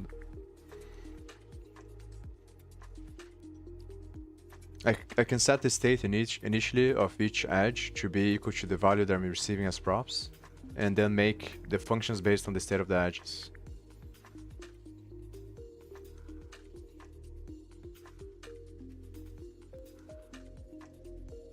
And here I'm passing the edge. So instead of passing like this, I would just put edge directed here. The question is it worth it doing this now? Or should I put there and focus on the other stuff? Just gonna do it, see if it works. Probably what I should do is just create another branch and then...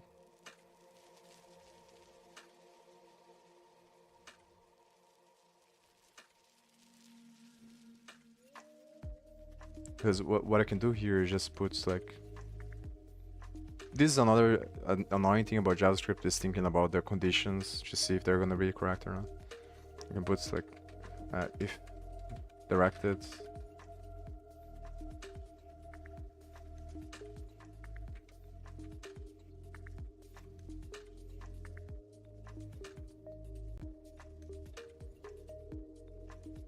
Well, not really sure if the ternary is better or if I just put ends.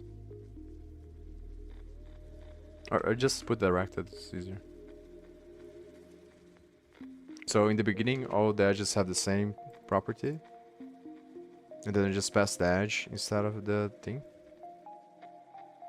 Yeah, this is a good idea, I think. The rest is gonna stay the same. And then on the other functions, I just pass.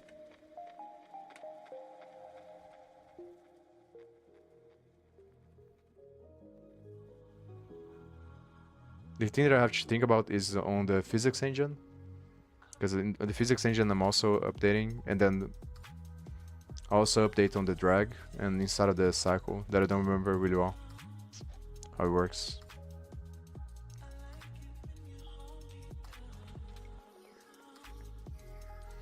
Because the thing...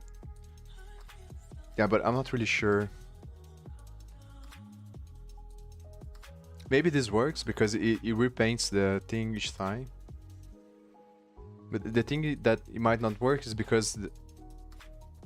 Yeah, but I can remove later. That's the thing.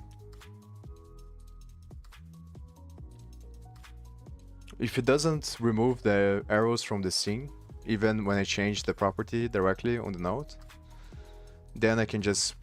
I don't remember if I have... if I put this... I think I've put this on the...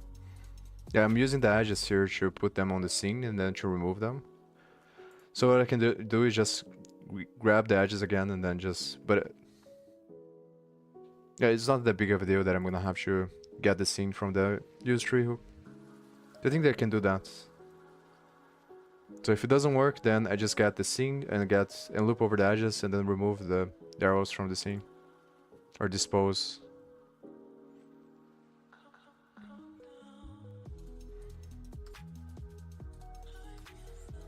And the question is... let me do first, then I think about this.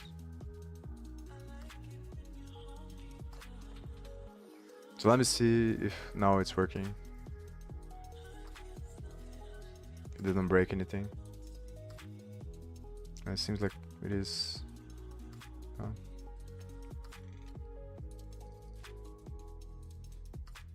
Obviously, it's not gonna work. So.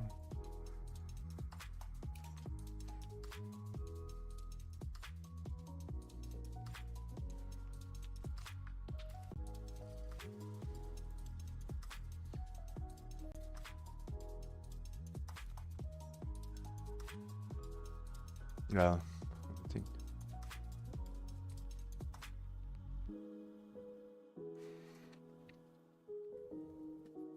For now, I can put like this, but I think that later I can do some more complicated logic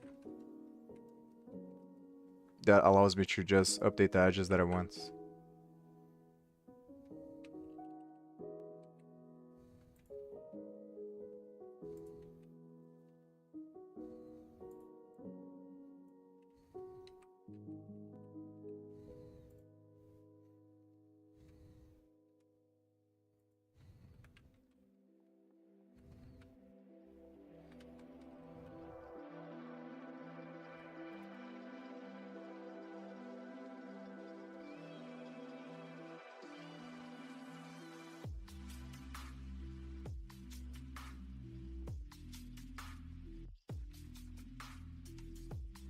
The problem is, I think it's probably not gonna work because of the way that everything is working, but maybe it does.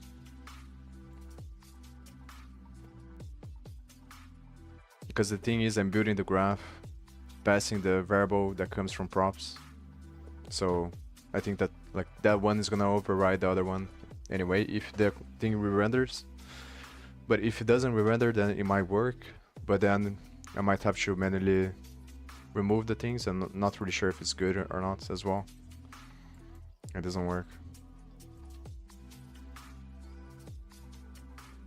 So maybe what I can do instead is just... Yeah, what if I just remove from the scene?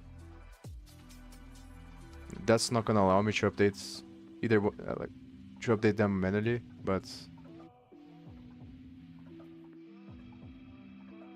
And now that I had this idea, I think that's a very good idea. I should spend more time thinking about how to make this work, but for now I think I'm just gonna try to loop over the arrows and the scene and try to remove them. Or just loop over the edges and then remove.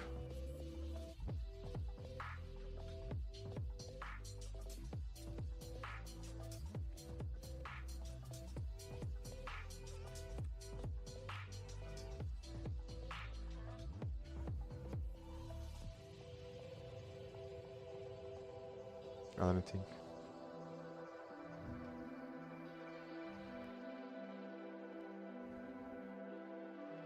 I'll be right back.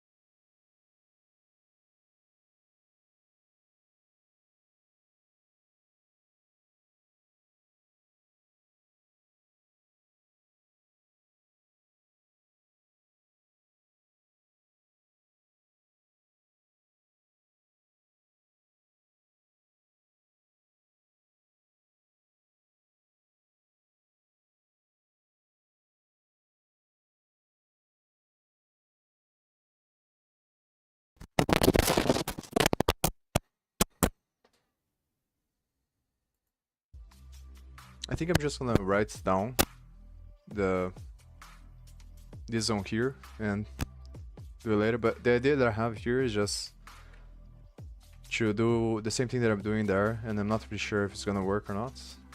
But I just loop over and then remove. And it might be just better. I think I just do this loop here. But I'm not really sure if it's gonna cause a re-render or not. And I should probably do a loop instead of mapping.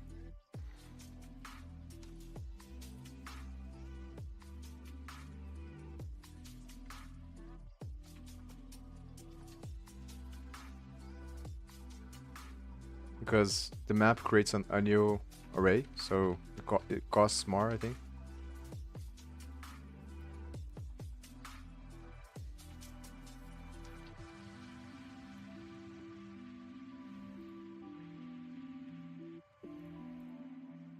I mean, maybe I should just test like this, but the thing is, I'm not really sure.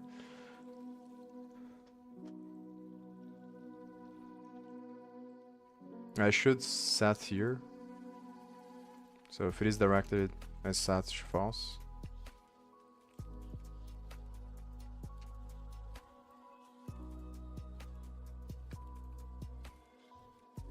Maybe I try this and then if it doesn't work, I move on to the other stuff. What I'm not really sure if it's this is gonna trigger a re-render and then render everything with the new graph.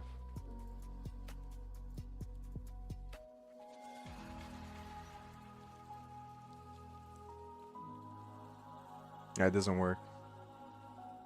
It's kind of like what I was thinking. This is the problem. So maybe if I set the edges after, then it changes.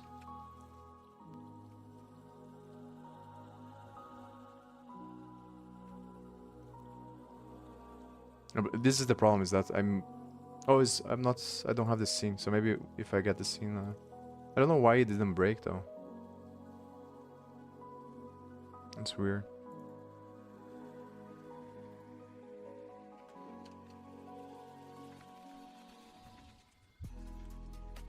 Maybe just undefined and then. But I think I do have to, because I'm just removing the line from the scene, but I'm not doing anything. So I think it's not gonna cause the graph to be built again. So even though the values change, it doesn't cause everything to go again with the new value. So.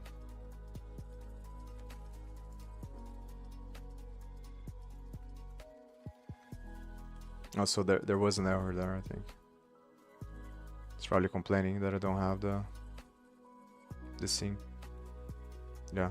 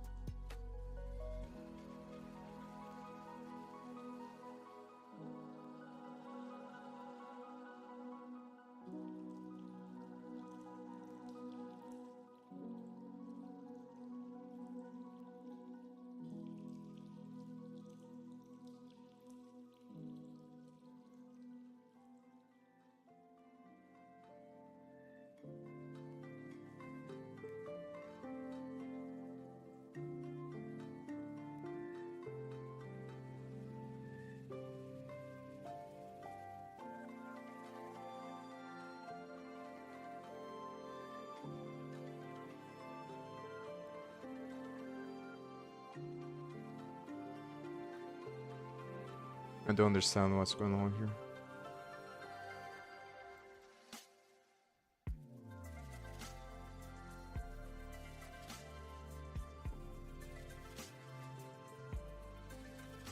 Or imported before. I don't know why I had that there. Maybe it's because I copied the code from one place to the other. And then forgot to outputs.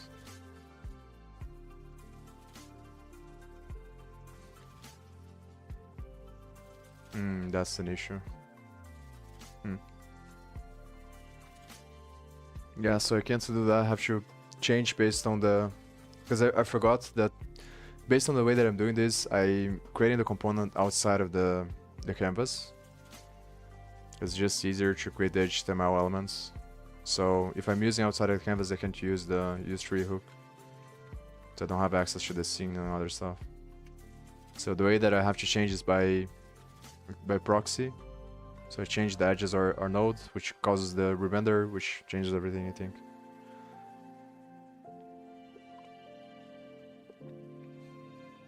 But I have to think about a way to do that. So maybe I think about this later. And for now on stream, I just try to create the graph first, then I think about this later. So I'm gonna put here. Yeah, just put here. What is in that other stuff that I want to do? I think I'm just gonna work on the... I'm gonna ask ChatGPT about the AST and try to think about different functions that I can do. Then after I do that, I'm gonna stop streaming and I focus on the other stuff. Like I said, off stream I'm probably gonna continue because there's a lot of stuff here that I still have to... I'm gonna study, see more. I want to understand more, like become better with references and pointers. So I have to watch all these videos, and I'm also reading these 2 books here. Yeah, I want to finish. This is also about low-level stuff. So I think I'll separate on the day where first I work more on the practical stuff like this, and then after that I just finish up this other stuff and then go back to the other project, to the C compiler. So.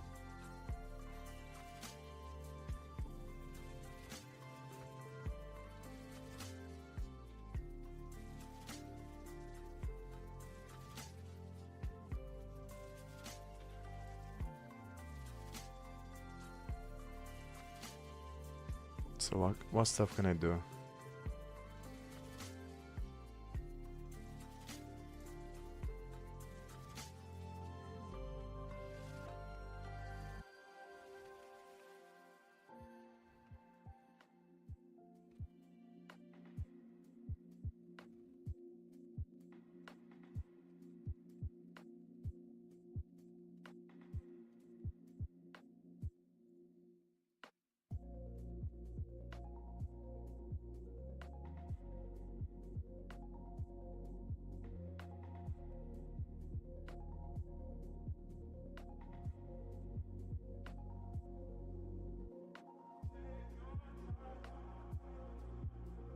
So let me ask stuff about the AST.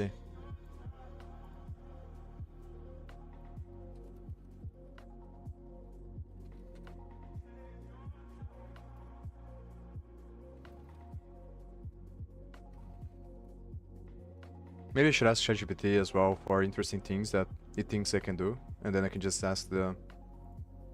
It's like a lot easier to just use ChatGPT to this stuff. Eventually, obviously, it's gonna... And I think it's gonna happen fast, but... It's just gonna take more and more stuff. But for now, it's not very good for complex stuff. But for the other stuff, it's very, very good. It is a paradoxical thing though, because even if ChatGPT becomes like infinitely good and can do everything, it still doesn't defeat the point of learning stuff. It's like just because you have like AlphaZero and all this other stuff that like beats every human easily, doesn't mean you shouldn't learn chess. So I think that it doesn't change that much my perspective. Because the more you rely on these tools, the weaker you become, because you're not understanding and then you're depending, and then like, all the power becomes on the data centers. And then the moment you don't have access to that, then you lose your power. There's always going to be a distribution of the two. Because obviously, you also can't compete if you try to rebuild everything yourself. So if you try to rebuild the whole computer from scratch and society and all that stuff, this is impossible, so...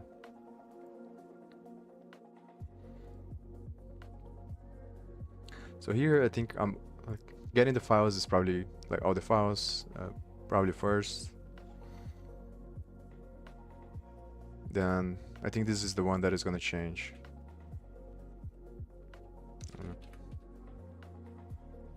Maybe I can do some control flow here. So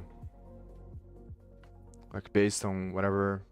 The other thing that I have that it's like probably good to think about is that I can put this stuff together, like I can put the functions together, so I can merge different types of graphs and visualizations at some points. So for example, I could create like this one and then use this one for other one. But I'm not gonna think about this now. So here is getting all the files and then passes the file to the other one. Okay. And this one is used by this one.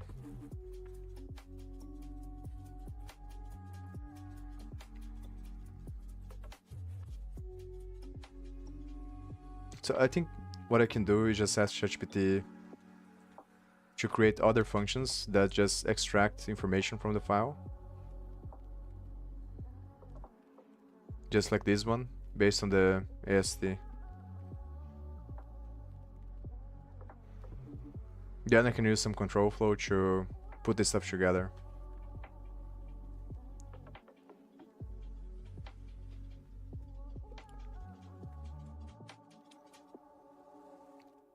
The thing is that probably the easiest visualization to do first is stuff related to the interaction. So I am thinking about the challenge that I have is that like how can I make it intuitive for someone that doesn't understand, for them to know what's happening. So like one idea, for example, that I had is just to, when you click one of the nodes, it highlights every node in the graph that has the same label, and obviously with the search would be the same.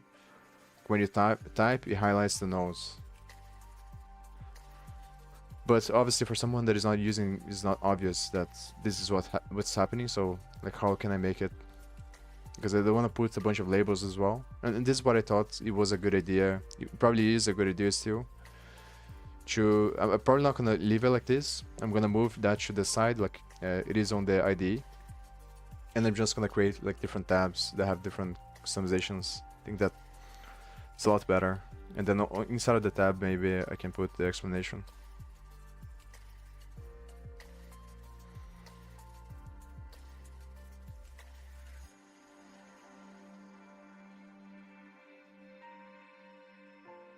And then highlighting is more on the front end instead of building the stuff. So maybe I'll ask the superficial question first, then I break down different functions to extract everything that I can think about from a file, everything that I can extract using the AST. Then after I have all these pieces together, I think about how can I generate the graph. What is this? Let me see. I'm not importing here. So ask this question first, then I break down into functions. And then I should probably... the pattern is going to be extract and whatever is that I want to extract. So maybe I should separate this. This is what I was feeling. I should separate this one into its own thing. And then here, the question is where I'm going to put this one. I think here. So this file is going to be more for...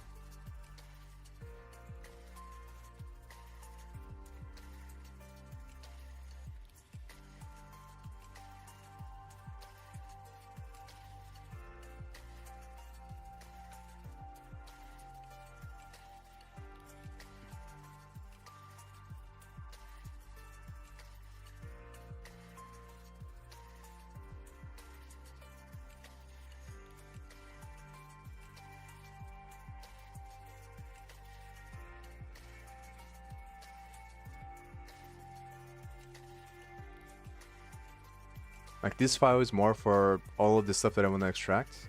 And then this one is for the functions that use this stuff to build the graphs. Yeah, that's the...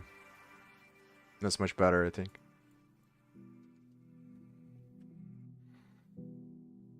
So I build this one's first, then I build the other one based on whatever I have here. Yeah, it seems like a good idea.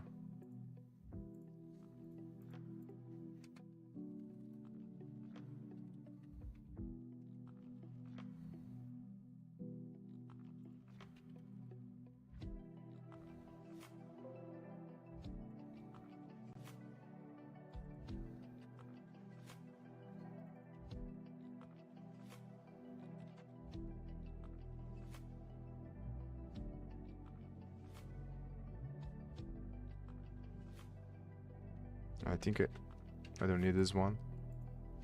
So here I'll only use this file because then this one is the one that builds the graph. And then this one is the one that uses the other file.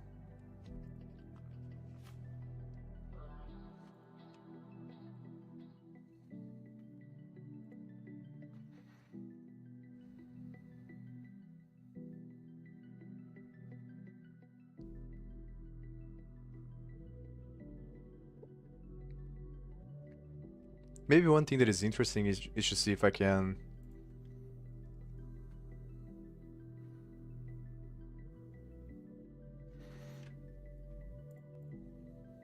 Let me think.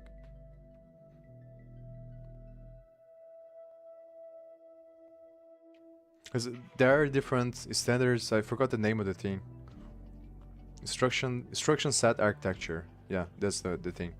So maybe an interesting thing would be, I'm gonna ask questions of how does Python solve for different architectures, and if I can get the assembly code. So yeah, that might be an interesting thing to do. But the issue with this application is that... Ah, I just have an interesting idea. Damn, that would be really interesting. So what I was gonna say is that like the issue with this one is that the best way for that to be good is that if I have the two different sides like of the code, if I just show the assembly code, then it doesn't allow the person to understand like the connection with the Python code. So obviously I need to show the connection, but then in order for me to do that, I have to build the other stuff, the IDE. But then one thing that I could do is just link as well. So I have the assembly code, and then I create the link from the assembly to the file path here.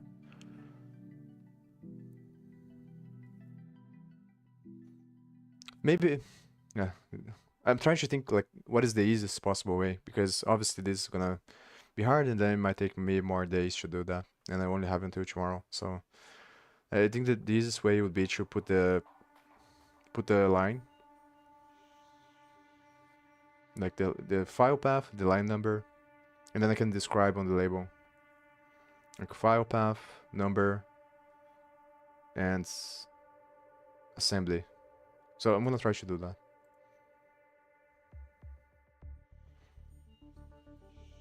But the assembly, the AST doesn't generate, so I have to see first if it's possible. AST dump.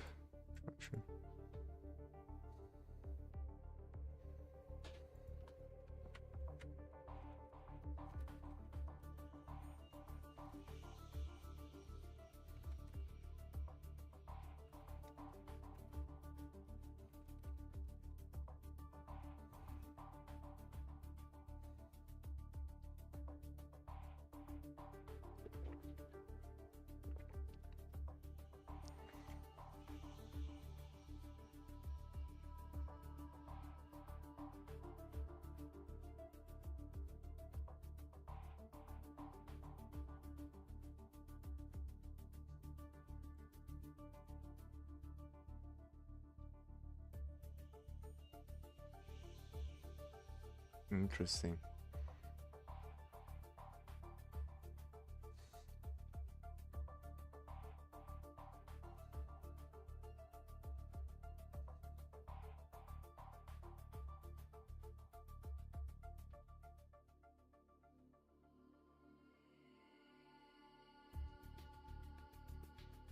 Yeah, that's the thing that I was thinking about. So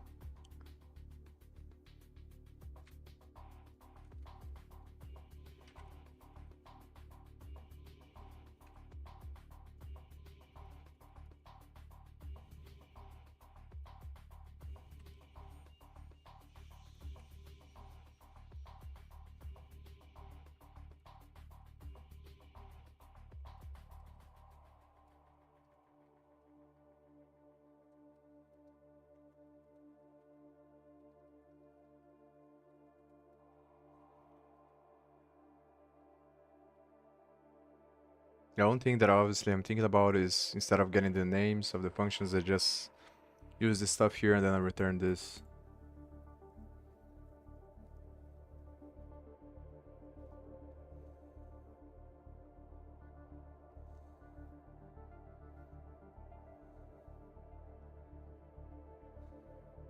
Yeah, but I think that this would be better for another way. I could do another page for this, that's the problem. 'Cause it would make more sense to just create the translation. Like, you have the code on one side and the translation on the other. For the graph network, it doesn't make a lot of sense, I think. Because it's more about showing the connection. Yeah, that's the stuff I'm trying to think.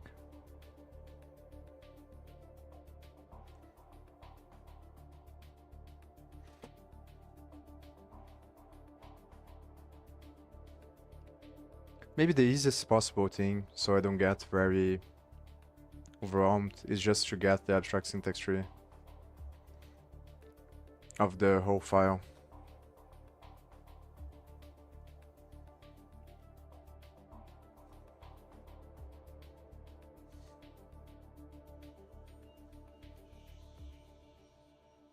Then I think about the other stuff. Because obviously there's like billions of things that I can do. The one I get into paralysis by analysis again, because then each thing is gonna lead me to something else, and then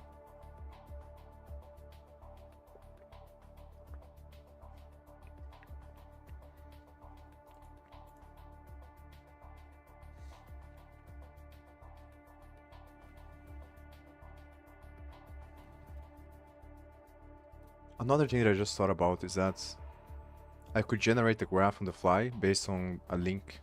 This is another very good idea. But again, this is for later. Like, there's so much stuff that I can do. It's crazy.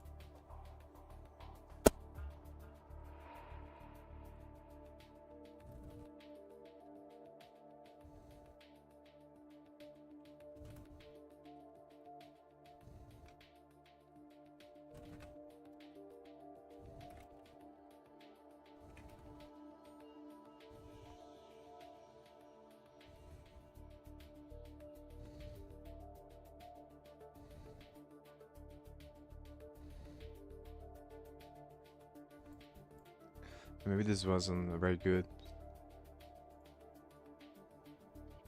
I want to see the easiest way possible to just translate the nodes of the syntax tree into a graph.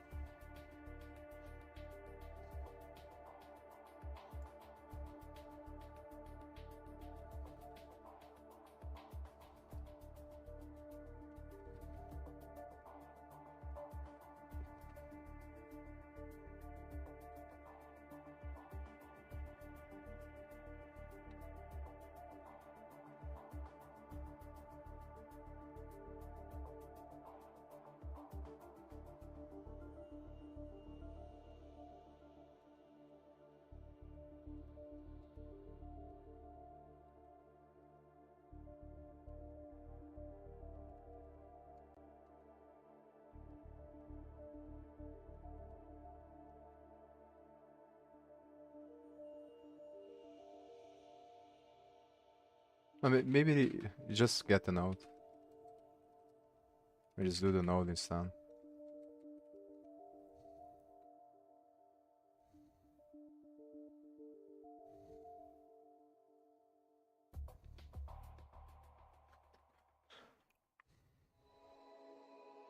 Node.name. So let me print the node, and then I can just get the information from the nodes.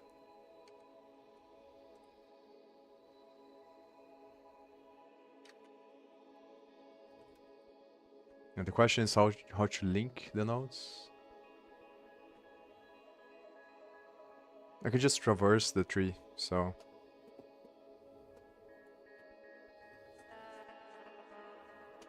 yeah, I don't want to think about this, so I'm gonna ask ChatGPT.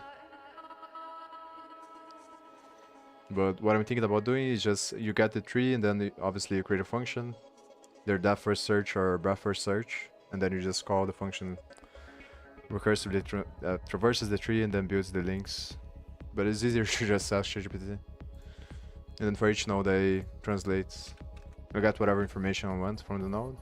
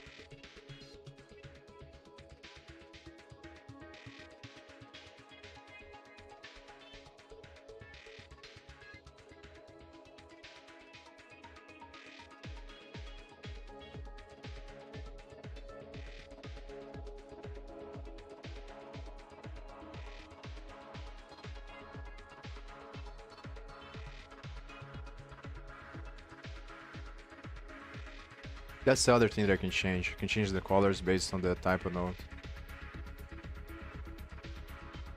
But I think I'm not gonna put the colors, I'm just gonna leave it like this for ChatGPT and then I do the rest.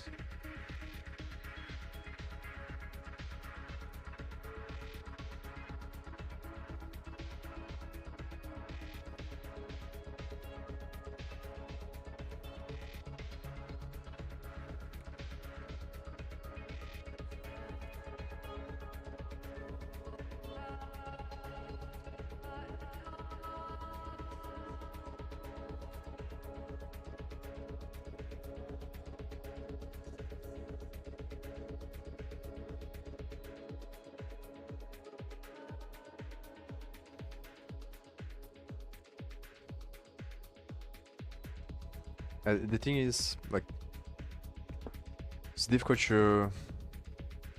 Because the problem is if I specify like this for ChatGPT, I'm not really sure if it's gonna capture what I'm trying to do. Because here it might get confused, they might think that I want to connect the nodes sequentially, so...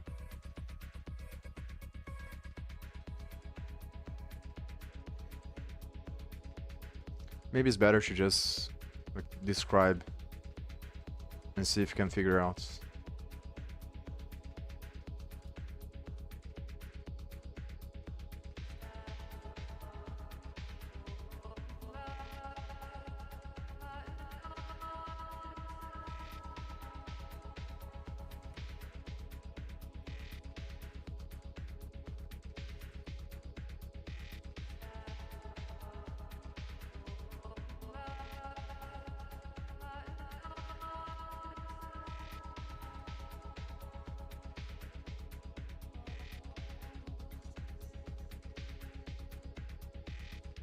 Or maybe this is better.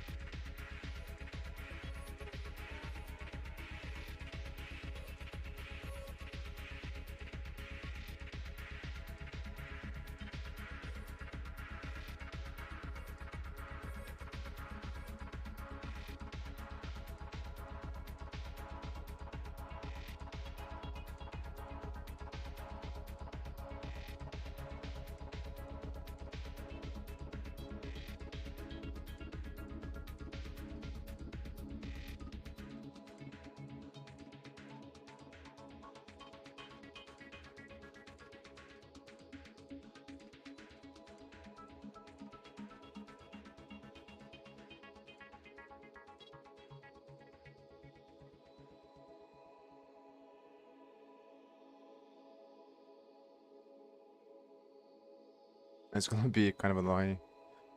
True. But obviously, what I wanna do is just change the code here so that it works with the graph. And I have to understand how it works first, then I'll change. I'm gonna put this stuff. Maybe I will leave like this, and then I'll just call the functions here inside of this one. So node IDs, length, nodes, make a differential. I'll be right back.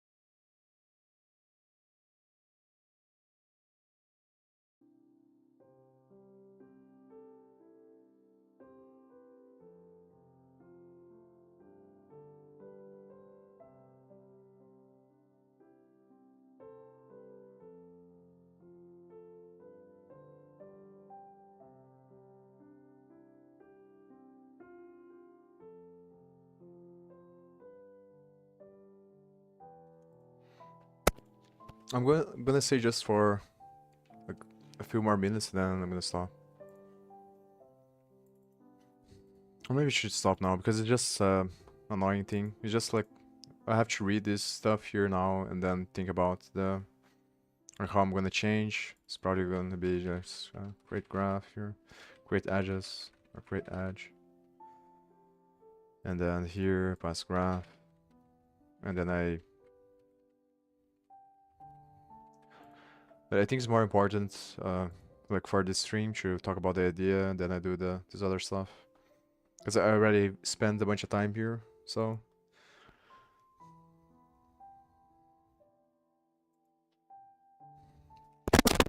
I think this is not gonna be too hard. So what I'm gonna do is just build the abstract syntax tree using these functions and ChatGPT. And the simplest thing that I'm gonna do now is just the abstract syntax tree. So go over the file, translate the file into abstract syntax tree, then highlight this abstract syntax tree. And then I'm gonna think of, like, I think for the video, I'm just gonna do that because the simplest thing is possible. Then just do the video showing one specific file for the project.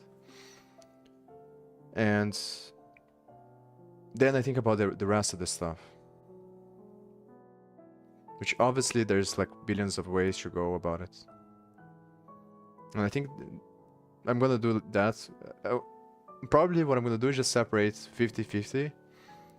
So one day I work more on fundamental stuff, like continue to work on the C compiler and the other stuff that is not practical but is important. And the other 50% of the time I work on more the superficial stuff.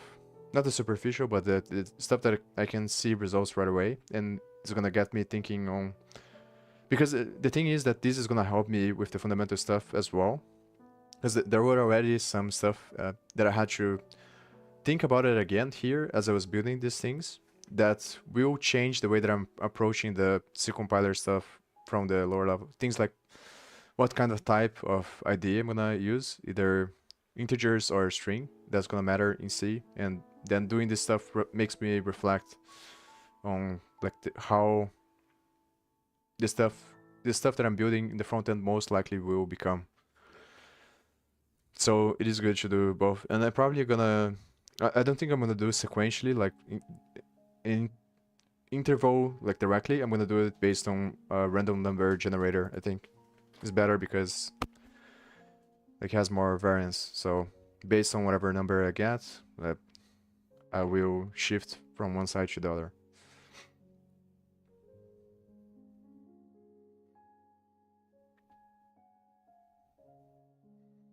Yeah, but now the simplest thing that I'm gonna do is just parse a file. I'm gonna get one specific file, translate the code into an abstract syntax tree, create a graph from that, and then put on the thing, on the website. Then maybe next thing is to think about what is the best way to create the navigation from multiple different graphs, or to structure like the search path across the space of nodes that is gonna be interesting. And then think about the other stuff like animation and events that I can do to make it interesting. And then for the other parts that I'm building as well, I'm stuck on trying to figure out why there is a problem. Based on the other, maybe I should show... I think I'm gonna show this now, and then I'll stop here, and then I'll figure out the other stuff off stream and do the video.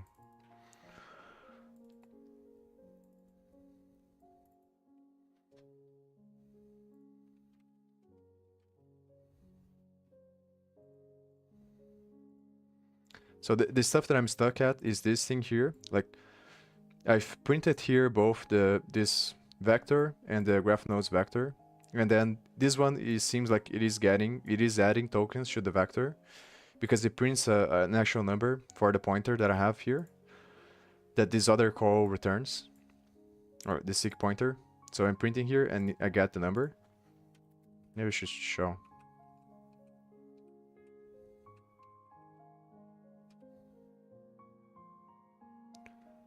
But for the nodes, I'm not getting the number, and I'm not really sure what is the problem. I think the problem is related to the way that I'm structuring the pointers.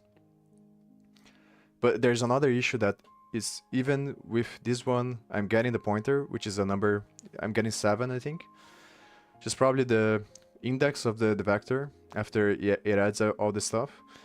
But I'm not being able to get the actual value for the vector itself, which I think will be just a generic number. And then in the course, he doesn't explain very well. Like, he doesn't go over this vector functions as he's building the other stuff, so I'm not really sure like how to solve this. I've been thinking about it, but it's kind of hard.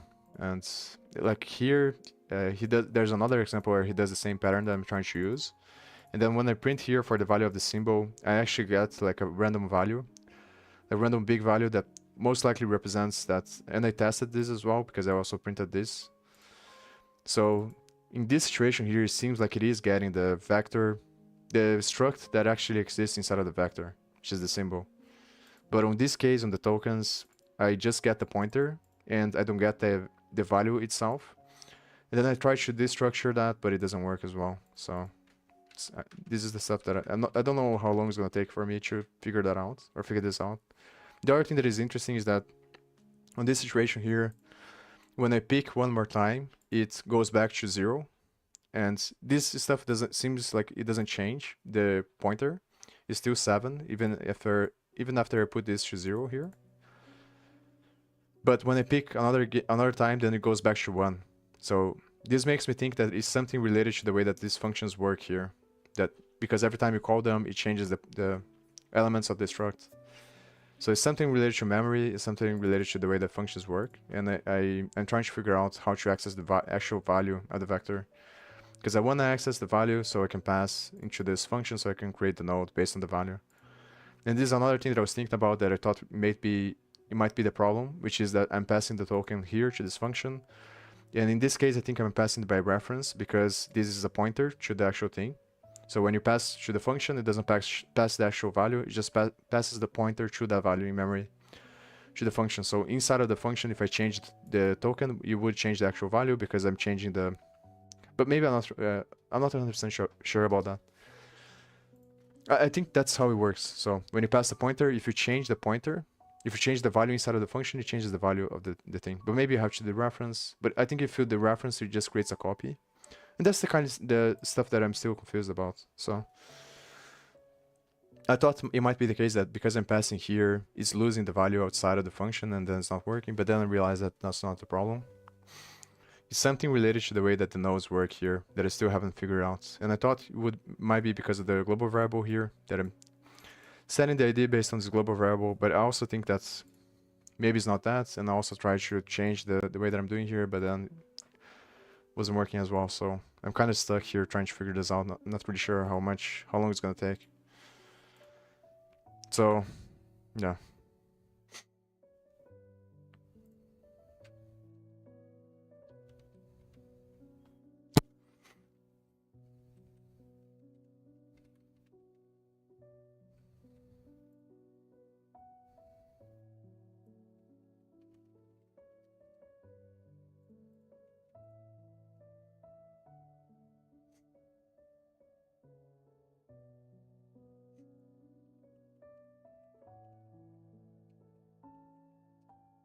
So if I run, it shows 7 in this vector here, and if I do the other one, I believe it's going to show 1.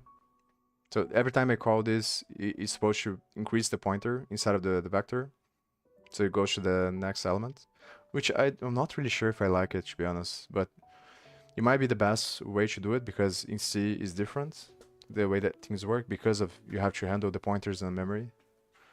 And this is what I mean, that maybe I got like bad patterns or bad habits because I learned it in Python and JavaScript.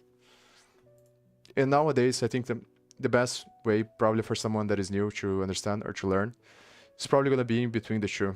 I do think that it is better to learn from C and C++ now. After like this experience, I think it's better to learn from these languages and then move on to the other ones. But the problem with that is that it might be too hard for some people, like in the beginning. So, but I think that looking back, I should probably go back and forth instead of doing the way that I did things, which was just follow like I think the path that most people recommend. But it makes sense because like it's easier to find a job, I think, if you learn React and all this other stuff. So it's kind of hard to tell. It's going to depend on the person, I think. But the downside of learning from JavaScript and Python is that maybe it made me get bad habits. And now I have to rethink about it. But I'm still not 100% sure. Because it might be also one of those things where it's just a preference from the guy that did the course on the way that he programs. So maybe it isn't like the absolute best to do it like this. It feels kind of weird to me because like you're removing the actual value of the pointer is inside of the function itself, which makes it kind of weird because then in my head it makes it more likely that it makes it easier to make a mistake somewhere else because you forgot that you called the function somewhere else in some place and then you change the pointer and then now you're assuming the pointer is pointing to a different direction because it didn't reset. Like it creates a mess, I think. But I'm not really sure if there's a better way.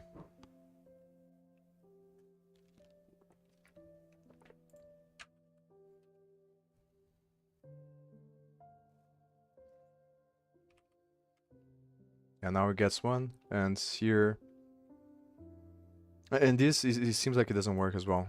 But it's only for this case. Like on this case, it seems to be working. So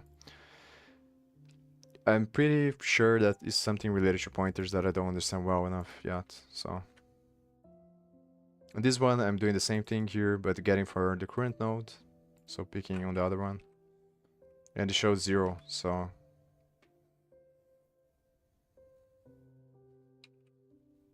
And the thing is, yes, 0. The thing is, I'm not really sure how to extract the actual value here as well. Because I tried to do reference this with a pointer and then access, but... Or do the point like this here again, and like...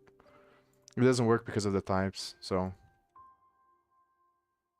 Yeah, now I'm gonna do the stuff that I said, go back and forth between the two. And if it is time for me to go back to the other one and I'm gonna stream, is a day that I'm gonna stream, I'm probably just gonna spend time trying to figure this out here. And I'm also gonna study this other stuff. Now.